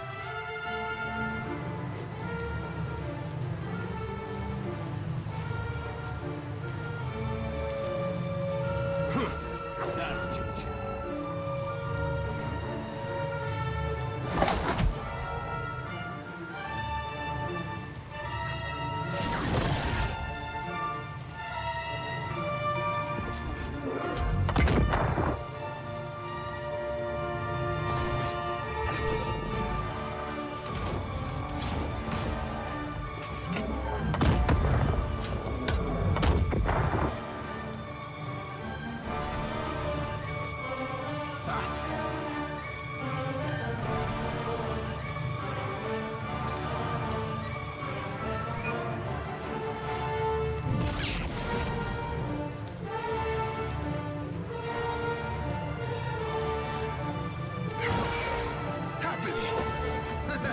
Yes!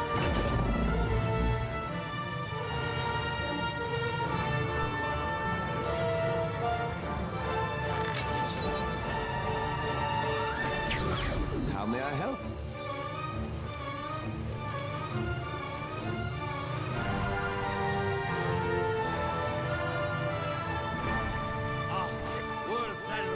Yeah? Take that. How might I assist?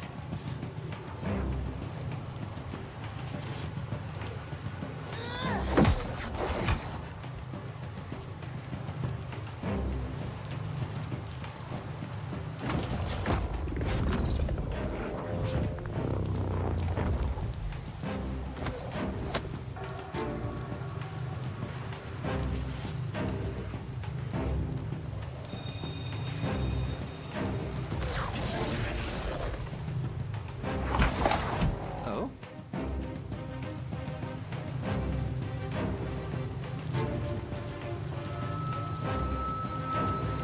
Yes?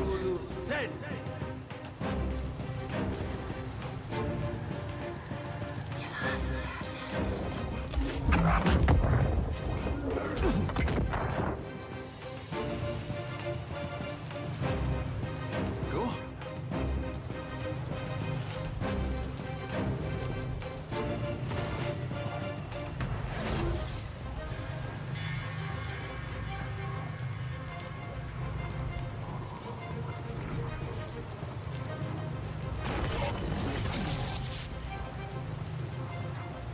Yeah?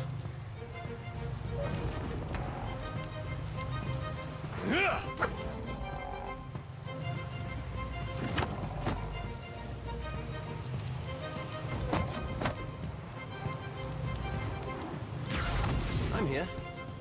They'll fall by my hand. Happens to everyone. How might I assist?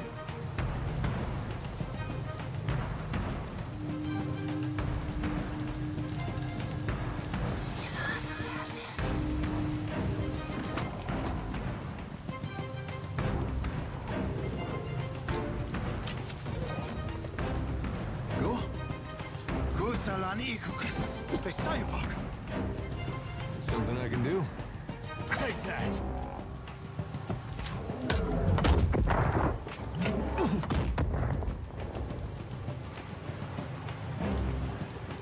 Still so much to learn.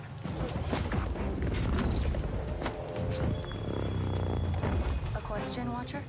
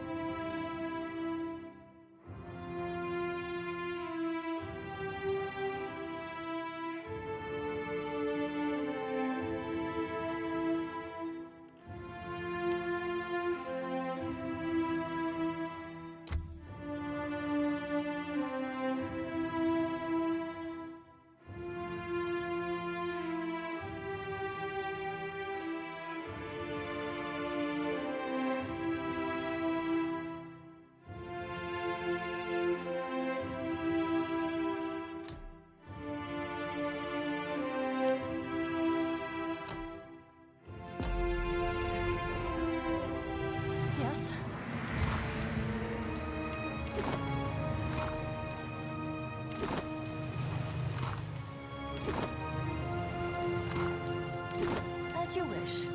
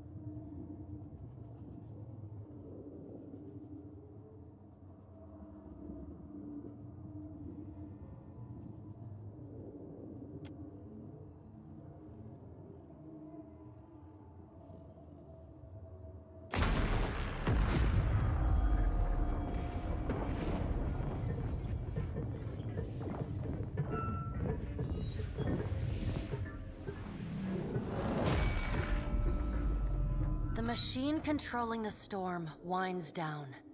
The clattering of its machinery settles into a low whir and then, at last, hiccups to a halt. Beyond the tower, the black, roiling clouds of Andra's mortar roll away from the ancient city of Ukaizo, with only a tired sigh of wind to see them off. And on that last breath of wind, comes to you a familiar sound.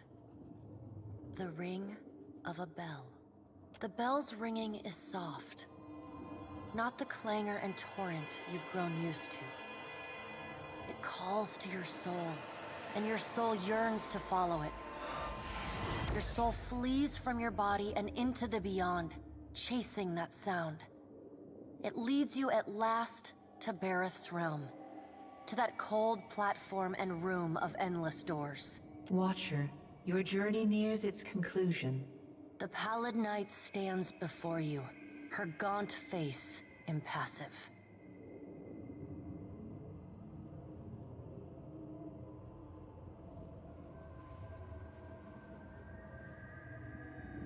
That will depend on the will of Kith, whose desires are ever in flux. Soon you will confront Aethys for what will likely be the final time. And you will do so as the Herald of Bareth, the only creature on the face of Aora to whom he will listen. The pallid night inclines her head to you, black hair hanging lank in her face. She steps back and cedes the floor to Helia with a small, resigned sigh. If Aethys truly intends to go through with his mad plan to destroy the Wheel, a generation's worth of souls will be trapped in the in-between. So many would suffer. How can Aethys be so cruel? He cannot just abandon them. Aethys must help the Kith find a quick solution. Abaddon strides forward. Aethys thrust this crisis on the Kith. They did not bring it upon themselves. Their only mistake was entrusting us to watch over them. Who will help them rebuild their world now? Aethys will reveal every secret of the gods. Will Kith be able to change the established order if they have no wonder to inspire them? Aethys must help them resolve this quickly, lest every one of Aora's few remaining mysteries be laid plain.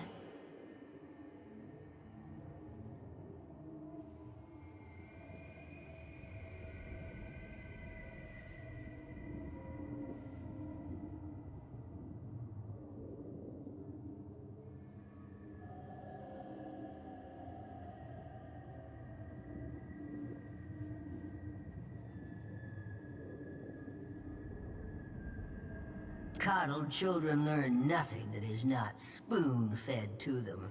With the wheel destroyed, Kith will tear themselves apart. It is the gods' duty to prevent that happening, lest they doom us all. And as Kith must be ruled, so too must the gods. I say that if Aethys is so eager to throw down the mantle of power and step aside, I shall take my rightful place as Queen of the Gods again. Kith are strongest when they follow our lead, and we are strongest when we lead in turn. United in purpose with the gods, Kith can accomplish things that without us, they could never have even begun. They must be shown their boundaries to surpass them. Kith will not solve Aethys' puzzle on their own. And without an established order to fight against, the bonds that bind them dissolve, and they fight amongst themselves.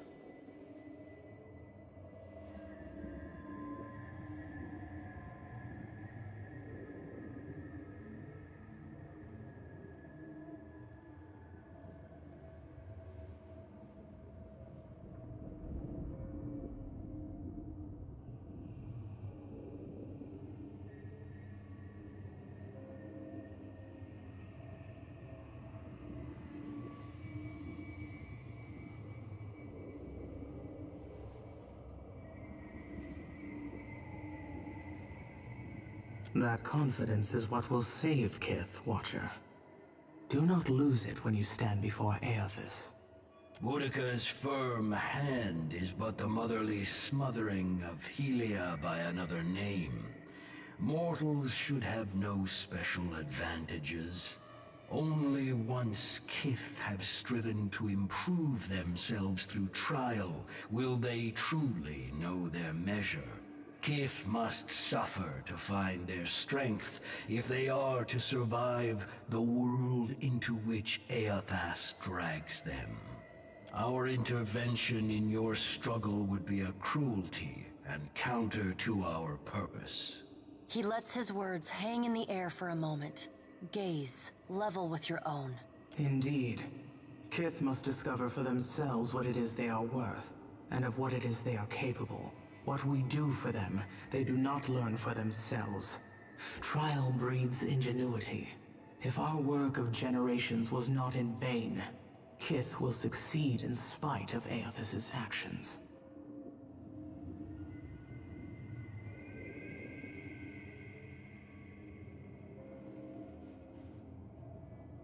I have faith in Kith's ability to meet Eothas' challenge. Do not mistake my words for indifference, Watcher. They are born from a fierce belief in your potential, not a refutation of it.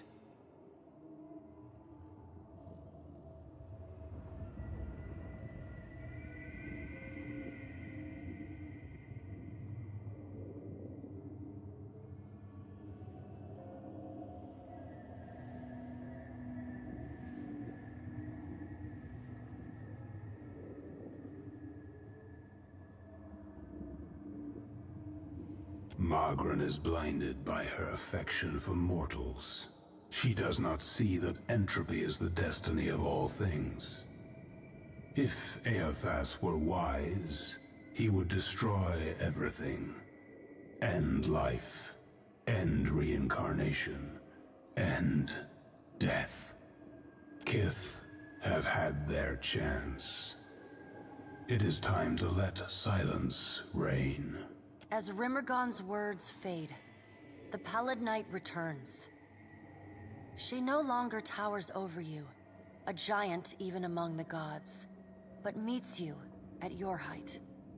She lets the arms crossed over her chest fall to her sides. She speaks to you openly, plainly, an expression almost like tenderness, turning up the corners of her lips. Well, Watcher, you know where we stand. What do you believe?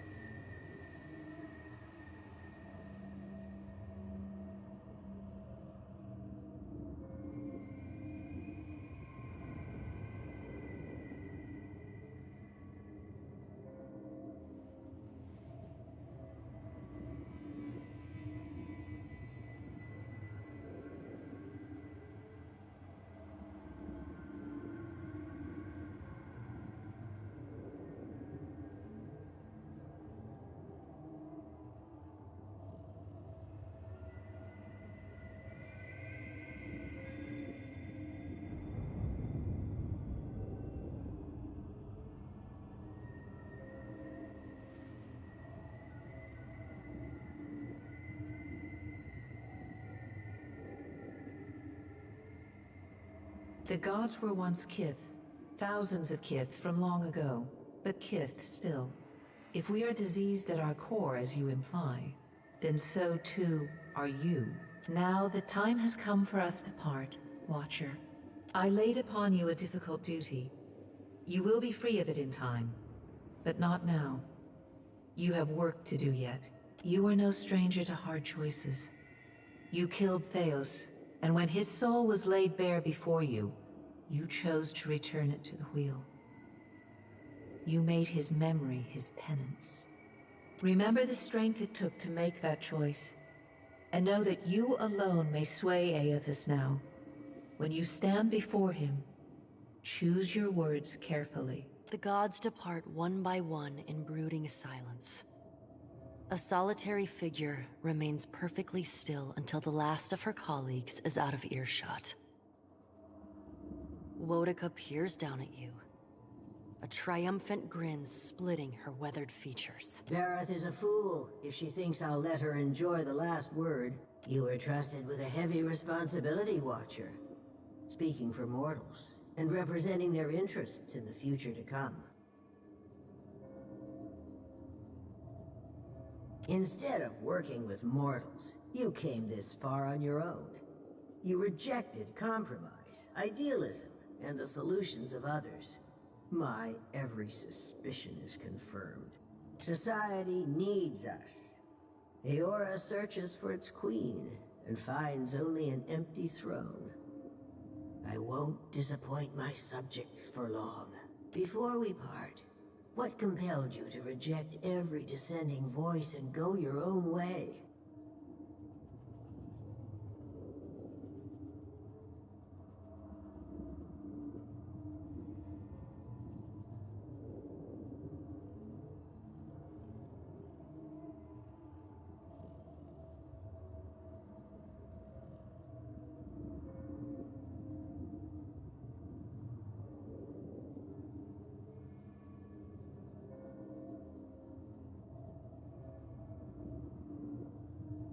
Uh-huh. Consider my curiosity appeased. For now, in our grandest plans, you are a singularly unpredictable variable. Whether you heeded my wisdom or not, everything you've done to get this far has informed our view of mortal kind. I hope you're satisfied with your performance. We've learned much from each other. The trading companies, the locals, and even the pirates had desperate, half-cocked plans to counter this threat. You denied them all, rightfully judging mortals as ill-equipped to claim their destiny. I couldn't agree more. When at last I claim my place of leadership among you, the only challenge will be convincing the others to go along with my revised plan of Eora. Aethys will no doubt have a sunnier outlook on mortals and their chances of success. He already has everything he wants, so go and listen to his empty-headed idealism. The rest of us will be sharpening our blades, preparing for the future he lays out for us.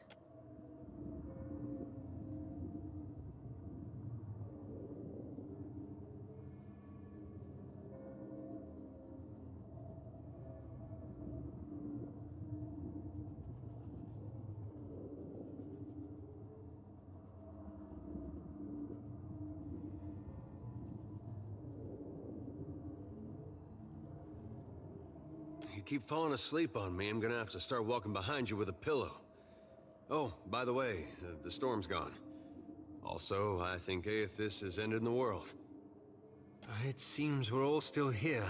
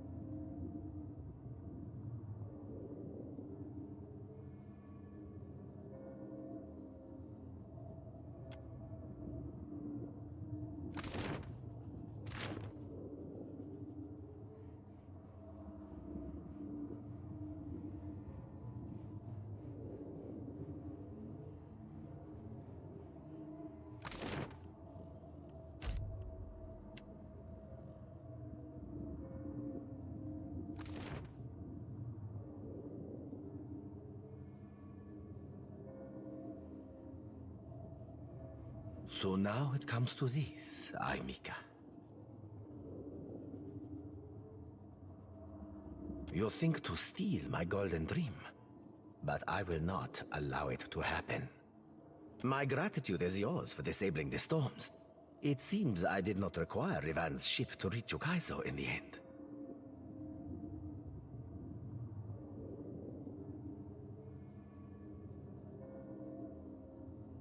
You jest in the face of your death, huh? Allow me to admit how grandly I will enjoy ending you. Until the next life? Nor perhaps not, considering. You mistake me for a horse.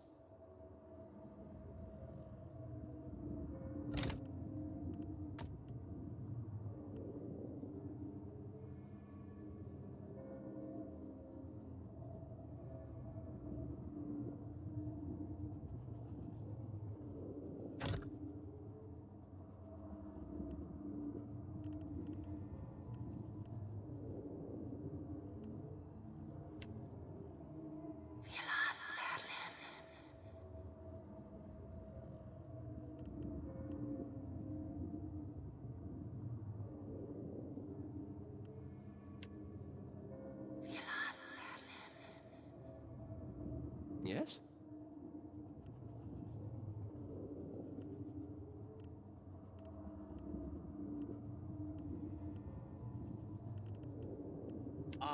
Ulu Sen!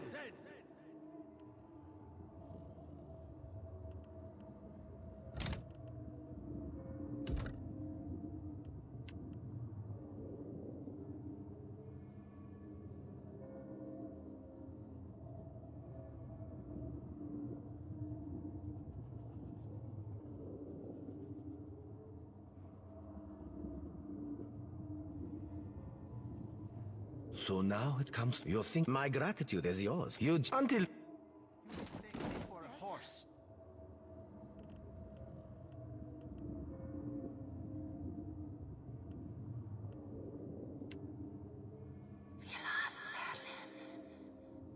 I'm here.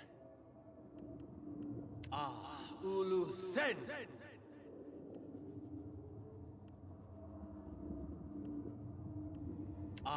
Ulu Sen!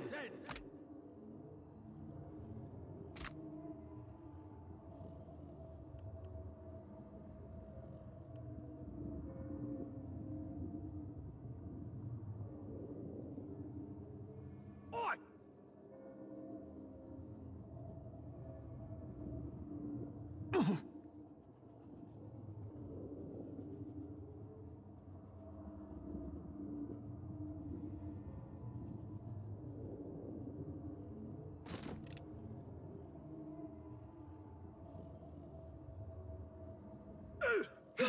Lakiris! Pa!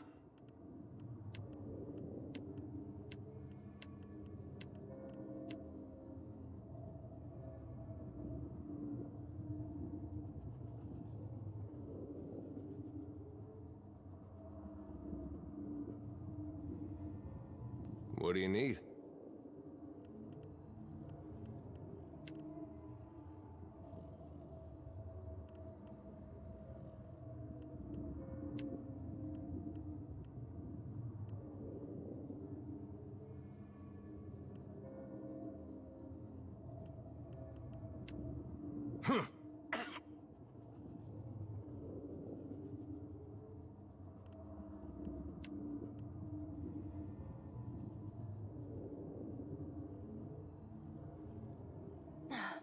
Did I do that?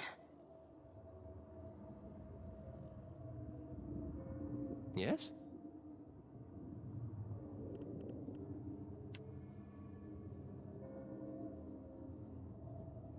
Hmm?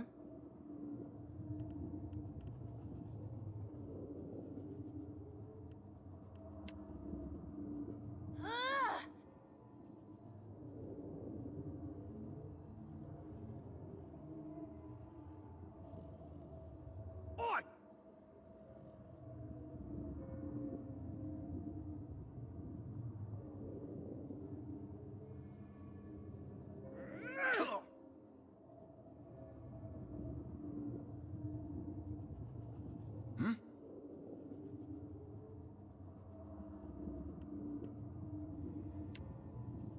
Tahuyuki!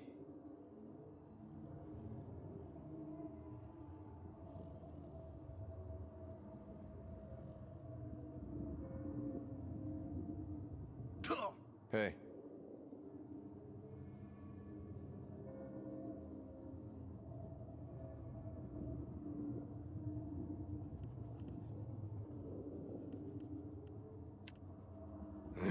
That's right.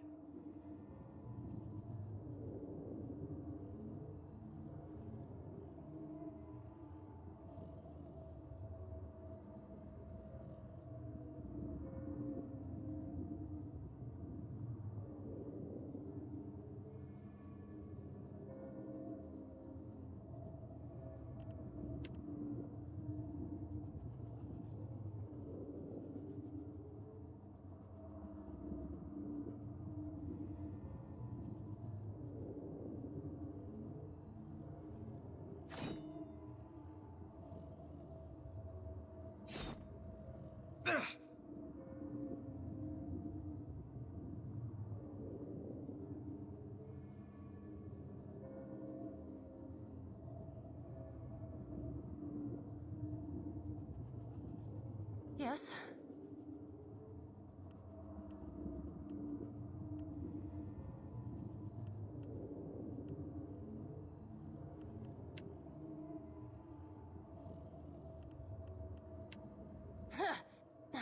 Happens to everyone.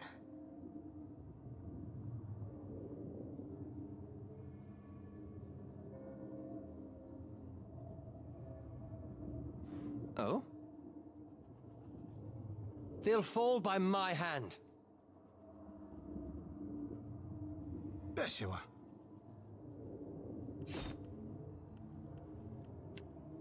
Ha!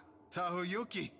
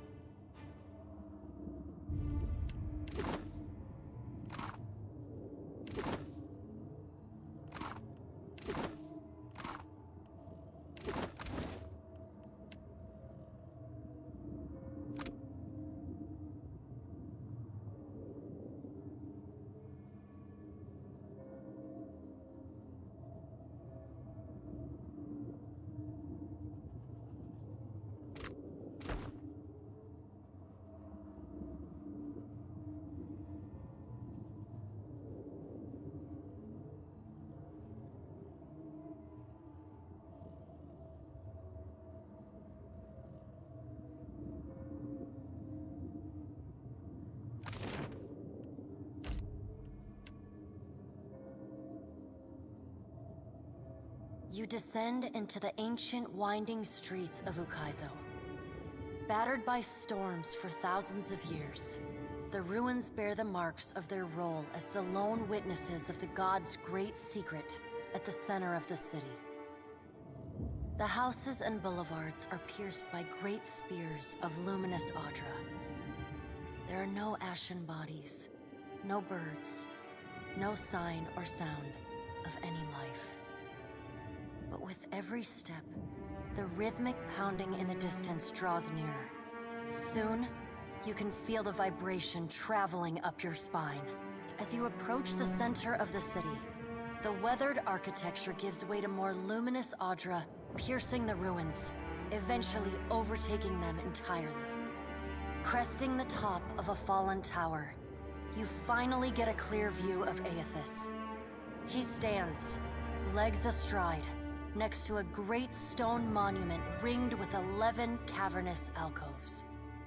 All but 3 hold a gargantuan skeleton, bones scrubbed clean by the city's storms. An immense Anguithan machine floats above the monument, suspended by invisible energy emanating from a well of light beneath it.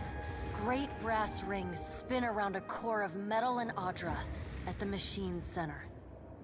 Periodically, Aethys's massive arms swing back. The movement alone is enough to draw great gusts of wind toward him. When they come down on the machine, the impacts are accompanied by eruptions of electricity, fire, and smoke. The hundreds of luminous Audra pillars across Ukaizo sympathetically dim in a rippling wave that spreads out from the machine. The only safe route to the god is a steep ascent along a monstrous pillar of luminous Audra. Intertwined with fragments of Ukaizo's ruins that it has carried through the centuries. The pillar bends in a long arc, towering above the machine. The pillar levels out near Aethys' head, a silent observer to the destruction of the machine it has grown beside over thousands of years. You weave your way along a treacherous, rain-slicked path up the pillar's skyward side. As you arrive at the top, you catch Aethys' attention. Fist pulled back, he pauses to observe you. With the same gentleness he showed at Ashen Maw, he lowers his arm and turns toward you.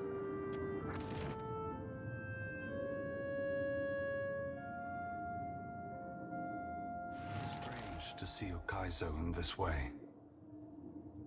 It may be hard to picture, but this city was once full of life. The Huana, yes, but also Kith from many other cultures. Great hanging trees shadowed these boulevards. Gardens sprawled across the open rooftops. Each spring, a festival procession would wind its way from the hillside into this valley. The celebrants would pass through a steep walk among the stalls of foreign merchants, flowers falling upon them from all sides. All people of all nations, together in a celebration of new life. Such was the power and beauty of lost Ukaizo. This isn't right. You can't put this burden on us. You can't make the gods' problems, our responsibility to fix. How can you have faith that what you're doing is good? You know how many people are going to suffer because of this. No matter how you spin this, you can't set it straight. Adair, I wish I could explain it to you. It breaks my heart that I cannot. But no matter how much you curse me, do not despair. The souls of this world will need people like you. Lights burning brightly in the darkness to come. What right do you have to do this? Destroy the wheel and leave us with nothing? Without even knowing what will come next? Aloth, we are all gods and mortals, responsible for our own actions. But inaction carries its own moral responsibility. It is a burden I have carried for far too long. One must always do as their conscience dictates, even if that means abdicating a position of power. But what of you, Watcher? Why have you followed me? Have you come to bear witness to the breaking of the wheel?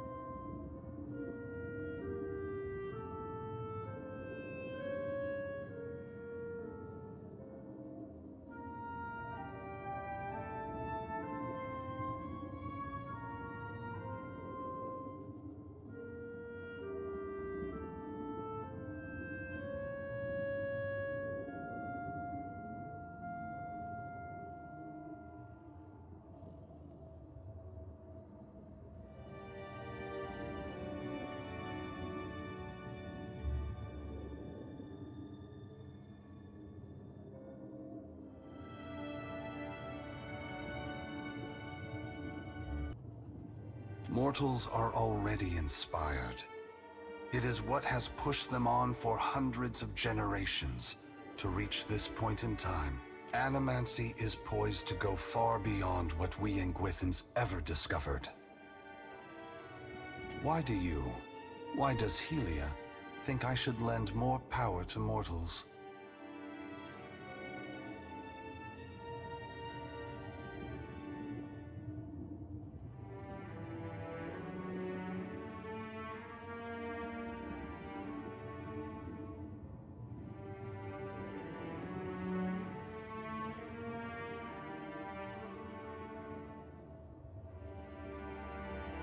It's true that even with all the advances in Animancy, the gods will enter into this era much more well-prepared than mortals. From where should mortals draw their inspiration?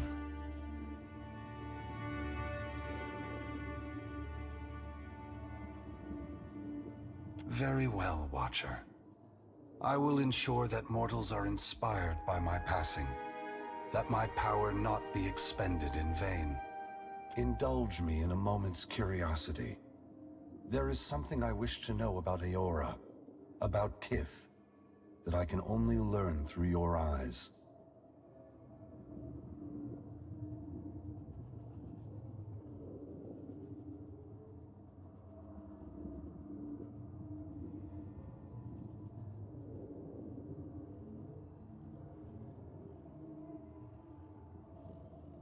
You followed me all this way, dodging an armada, navigating an impenetrable wall of storms, voyaging across uncharted seas, besting a guardian who existed to bar your trespass, with the machinations of gods echoing in your ears, and you did so on your own. That is no small achievement. Kith across Eora will hear the tale of it, and look to you with awe. I believe that mortals possess the strength to collaborate and shape a future of their own design. Not all of my brothers and sisters agree. I had hoped your actions would set an example for the future, demonstrating the resilience and ingenuity of mortals when they work together. Coming to Okaizo unencumbered by alliances proves a different point than the one I intended. But it is a valuable one, all the same. What inspired your decision, Watcher? Did the choice echo your foundational beliefs? Or were you influenced by observation?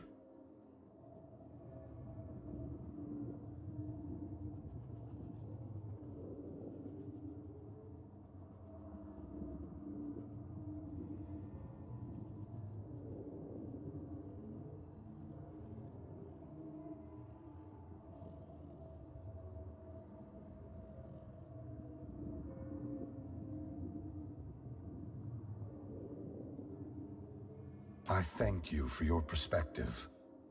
Yours is not the only opinion that concerns me. But for the moment, it offers much to consider. All I ever wanted for mortals was growth, transformation. Once, my brothers and sisters shared this goal. Some have forgotten themselves, giving in to fatalism or tyranny. Others have succumbed to apathy. It brings me great sorrow that crisis is the only way to set the future in motion. Would that I could pass the responsibility of heralding your darkest hour to another. You shirked the aid of others and came this far alone. But I think you'll find that the future is built on trust, cooperation, and understanding among Kith.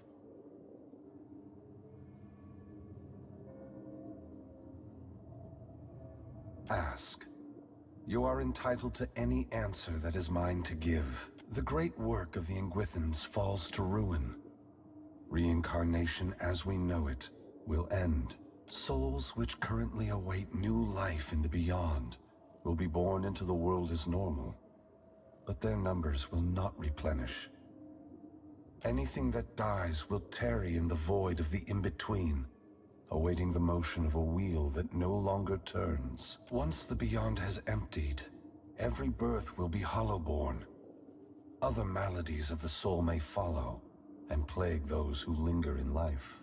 Unless mortals work together to carve a new path, the essence of life will be trapped in the netherworld. Gods will starve. Eora will grow silent and cold. A generation or more. That much essence is already poised to flow into Eora. But unlike an hourglass, no amount of turning will compel the sand to reverse its course. Should you choose, you could lay down your burden and trust in your children's children to set matters right. That depends entirely on you. By your reckoning, there are still good years to come. By ours, time is short.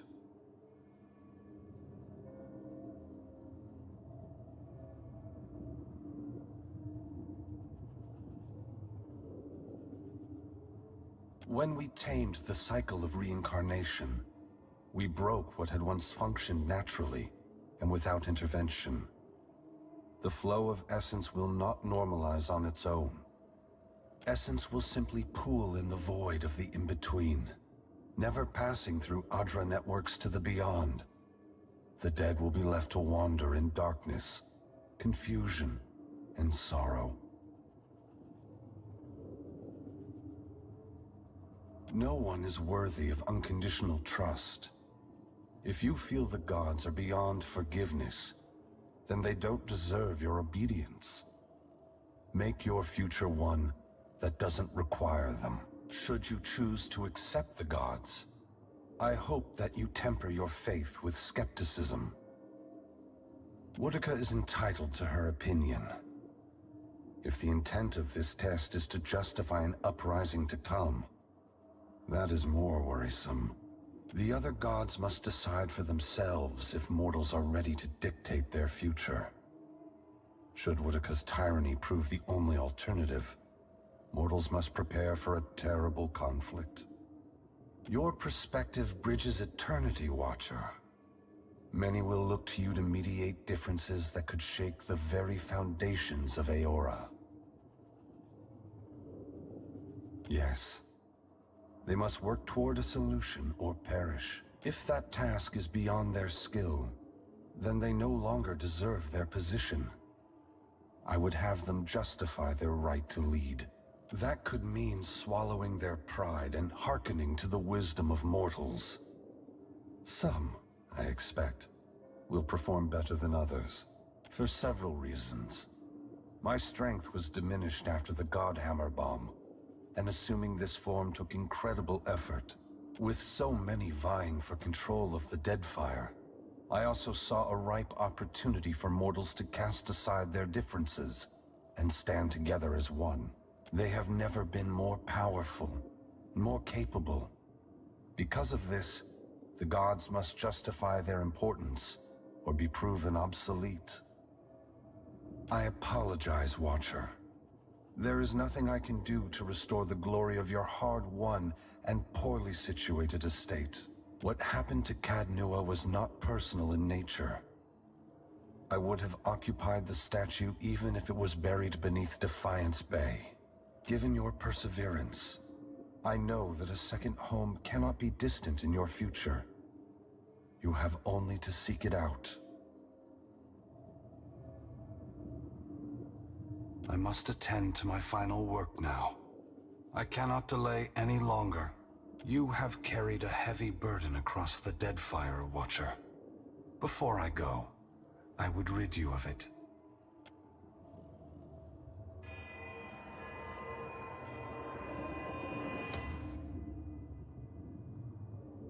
You are free now, as free as any of us can be. Many will come to you for help in the years ahead. Animancers, priests, even the gods themselves. I have great hope for you, but always remember that your future is for you to decide. Use your freedom well. Aethys squares himself to the machine. As you move to a safe distance, he draws his fists back and resumes his assault. The blows rain down with increased fervor, but the machine perseveres in spite of his efforts. Spreading his arms wide, Aethys draws power from the luminous Audra clustered around the valley. The energy courses through his body, limbs overflowing with intense light and waves of heat. He returns to his task, each strike bringing with it the sound of cracking stone and twisting metal, the flickering of luminous Audra across Ukaizo. As the ancient machine finally begins to succumb to his strength, so too does Aethys's body, built to withstand the passage of thousands of years. The great Audra statue has finally been pushed beyond its limits. Cracks appear along the hands, then race up the arms. Aethys does not slow his assault, but continues unabated. Its brass rings twisted. The machine spins erratically but withstands the relentless barrage. Aethys stands astride it and pummels the base of the machine.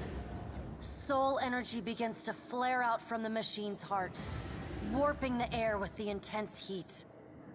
Aethys drives his right fist into the machine's center, the core of metal and Audra. The god lets out a deafening shout, something between a cry of anguish and a roar of exultation. You see Aethys's arm shatter upward from his hand through his elbow. A flash of light and heat bursts from the core, accompanied by a cacophony of destruction. The moment passes. As Aethys's shout echoes throughout the valley, your eyes begin to recover. The god's work is accomplished. The great machine of Ukaizo has been destroyed. The wheel has been unmade.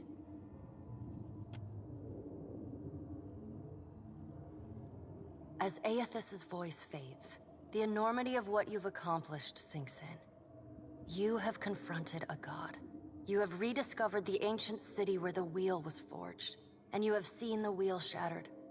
What comes next is uncertain, but already the legend spreads of the Watcher, who survived Andra's mortar and stood toe-to-toe with Aethys. On your recommendation, Aethys disperses his essence, and that of the thousands of souls within him, to centers of knowledge and learning around the world. Animancers, engineers, wizards, and scholars of all stripes make astounding breakthroughs in understanding and harnessing the phenomena that govern Eora. While some of these developments prove beneficial to Kith, others are decidedly less so. But such is the price of innovation. What remains to be seen is how, indeed whether, they will restore the cycle Aethys has broken. In reaching Ukaizo and facing Aethys, you have accomplished the impossible. And you have done it without the assistance of the great powers of Deadfire. Your feats capture the awe and imagination of a world that needs heroes more than ever. Some say your intervention prevented Aethys from a far worse act of destruction. Many believe you will be the salvation of Eora. With each day, your legend grows, as does the chaos in Deadfire. Ukaizo remains unclaimed, and the Efekia Channel becomes the site of a near-constant battle as the Huana and the Rawatayans vie for control of the unprotected island. The Rawatayans rely on their cannons, and the Huana call forth massive waves and beasts of the deep to sink their foes. And while they chip away at one another, the Valians and the Principi pursue their own ends with increasing abandon. Emboldened by their rivals' distraction, the Valian Trading Company seizes territory and mines luminous Audra at a startling pace. Huana villages are left at the mercy of unscrupulous speculators, and resource-rich islands are swarmed and stripped. To support their operations, the Valian Trading Company begins shipping ever greater quantities of supplies and luminous Audra to and from the archipelago. This attracts the attention of the Principi, who target these ships with increasing aggression. The promise of fat prizes draws even more pirates to their ranks. The Rawatayans, as well as the Huana, are too busy to stop them. The mysterious deaths of Governor Clario and Storm Speaker Ikawa provoke hostilities between the Valian settlers and the Huawan residents. What starts with angry words escalates to retaliatory killings as each side blames the other. By the time anyone bothers to question the strange coincidences surrounding their deaths, including reports of a cloaked Omawi woman seen in both the port and the village, both sides have gone too far to turn back.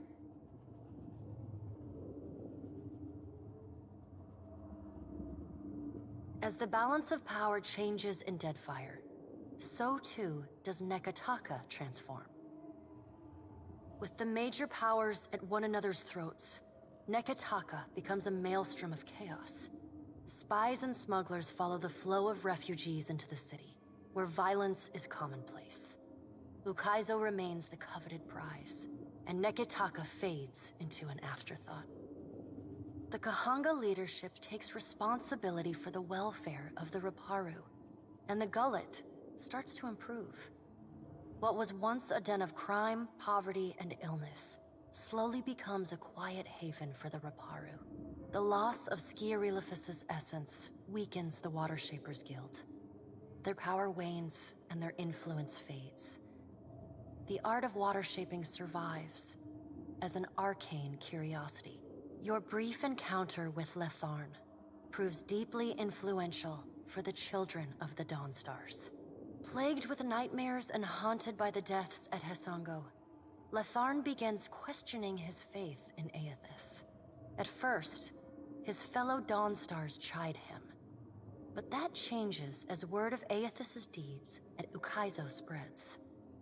After all, what business have they worshipping a god who denied his own legitimacy? The faith of the children of the Dawnstars fades, but their commitment to the people of Deadfire does not. They continue feeding, healing, and helping the neediest, just as they have for decades. It is no longer a holy mission, but it is a mission all the same. Ruanu, the chieftain of the Huana at Tikawara, dies mysteriously. The tribe finds his body washed up on the same beach where Anaharu challenged him to the trial of waves. Some blame Anaharu's vengeful spirit. Others see it as Ngati's final judgment. And a few speak of a strange man seen lingering in the village.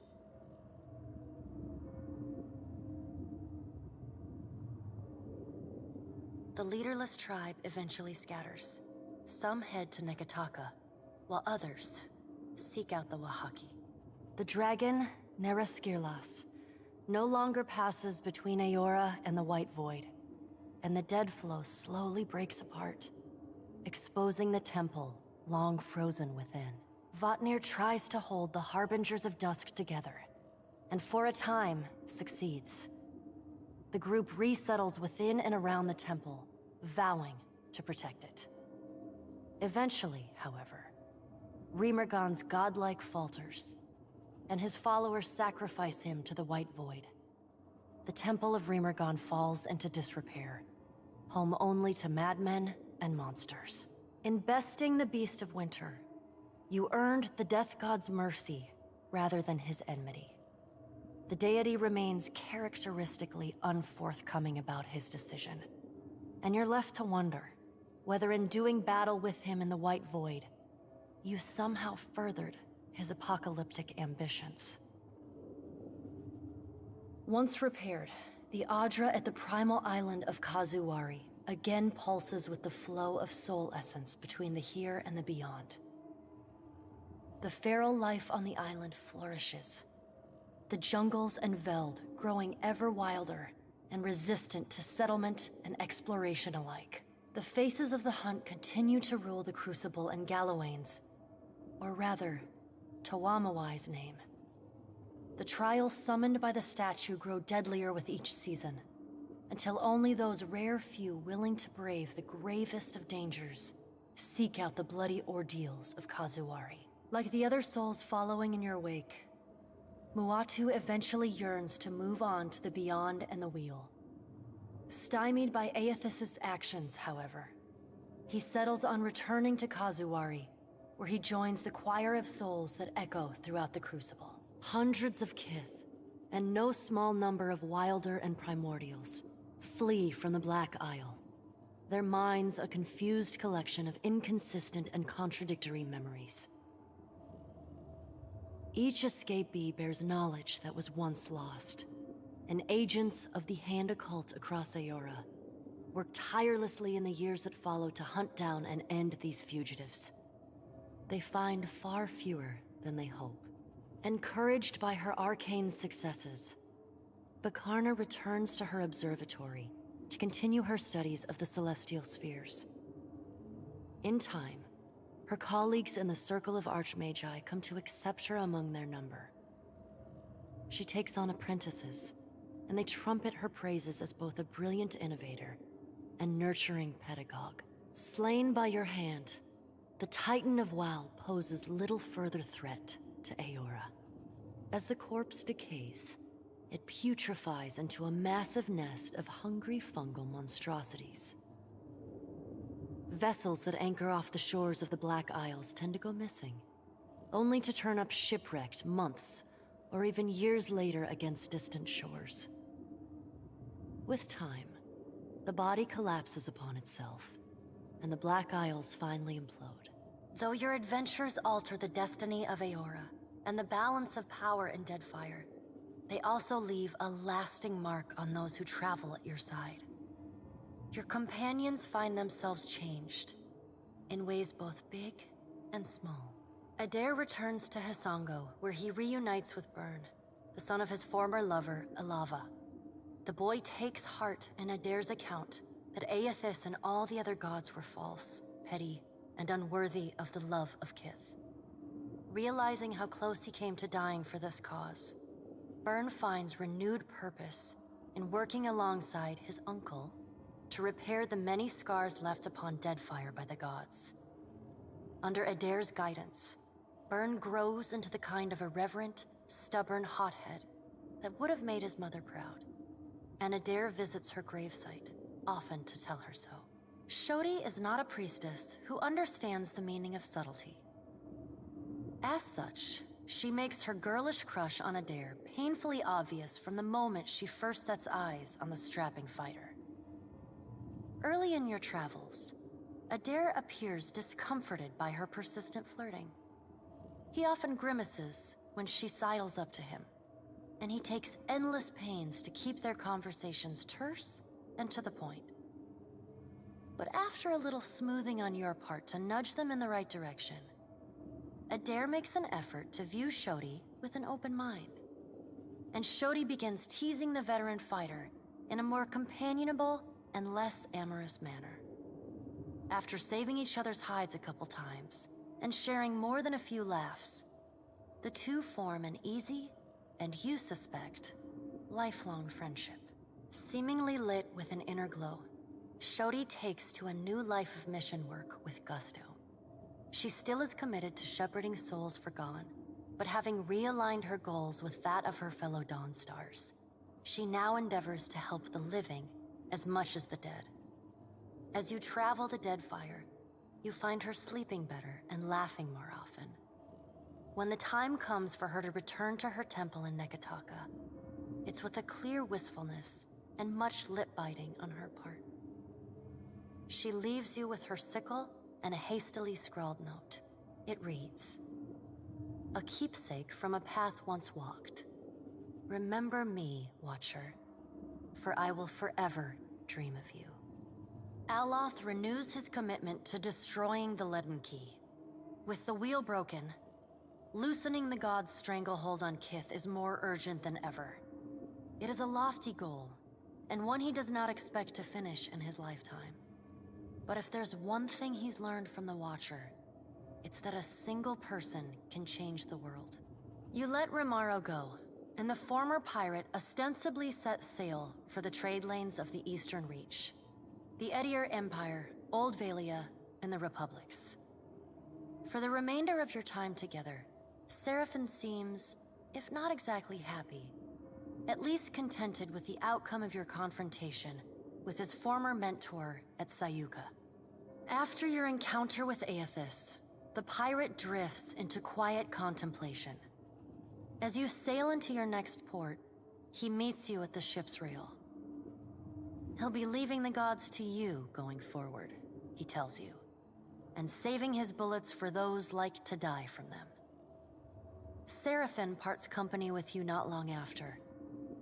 Occasionally, in the years that pass, you hear tales of his ship, the Taste of Freedom, and its violent exploits against any and all who would purchase or purvey Kith. The Valian Trading Company is initially furious when they learn that Pallegina had assisted the Watcher in claiming Ukaizo. In the chaotic aftermath, the company takes a more nuanced view of Pallegina's actions. The turmoil in the region allows the well-organized company to seize a number of valuable assets from their competitors. Though Pallegina is not rewarded for her actions, nor is she punished, the Dukes and Songreta agree to forget her support of the Watcher. She is quietly reassigned to duty in the Valian Republics, an order she gladly obeys. Pallegina renews her relationship with Giacomo, corresponding with him regularly, and even meeting with the old Animencer once or twice a year. Though she does not understand the intricate details of his research, she reads his letters and responds with great enthusiasm. Her brothers, and even the Dukes themselves, note that Pallegina's demeanor is always warmer on the days when she receives a letter. Rumors even spread that some of the brothers have seen her smile. Time away from the Navy gives Maya Rua some perspective on how Rawatai conducted the Deadfire occupation. No sooner does she return to active duty than she voices her frustrations over some of the more underhanded tactics she witnessed and carried out in the name of the homeland. Her voice carries all the way to the Ranganui, who reminds his admirals that battles are won by superior tactics, but war is a battle of precedent, and winning is not always a victory. The people listen. Though Maya's covert assignment in the Deadfire is considered a success, few claim knowledge of it or openly congratulate her. She receives no praise beyond knowing glances or the occasional raised tankard from her countrymen. She never responds. She looks forward to seeing her brother again. So does Ashiza. Takehu never intended to grasp at the destiny his coming foretold, but he finds himself doing just that. He sails from island to island as an emissary from the gods to the Huana people. The tribes welcome his message and use it to bridge their traditions across the archipelago. Huana unity has never been stronger. With Ngati's covenant firmly in mind, Takehu feels confident enough to reshape the very Deadfire. Your farewell is short and cordial. Nothing further needs to be said, and you wish each other well. Takehu does not look back. The sea feels restless in his absence. Your pursuit of Aethys and your journey to Ukaizo signal the end of forces that have shaped the lives of Kith and the course of nations. The cycle of reincarnation has been broken. The storms of Andra's mortar have calmed. Yet each ending promises a new beginning. As the sun rises over Ukaizo, Kith turn their gaze eastward, wondering at what lies beyond, and at the world they will fashion for themselves. As the Watcher of Cadnua and the former Herald of Bareth, you return to your ship and begin the long journey home. You hope for calm weather.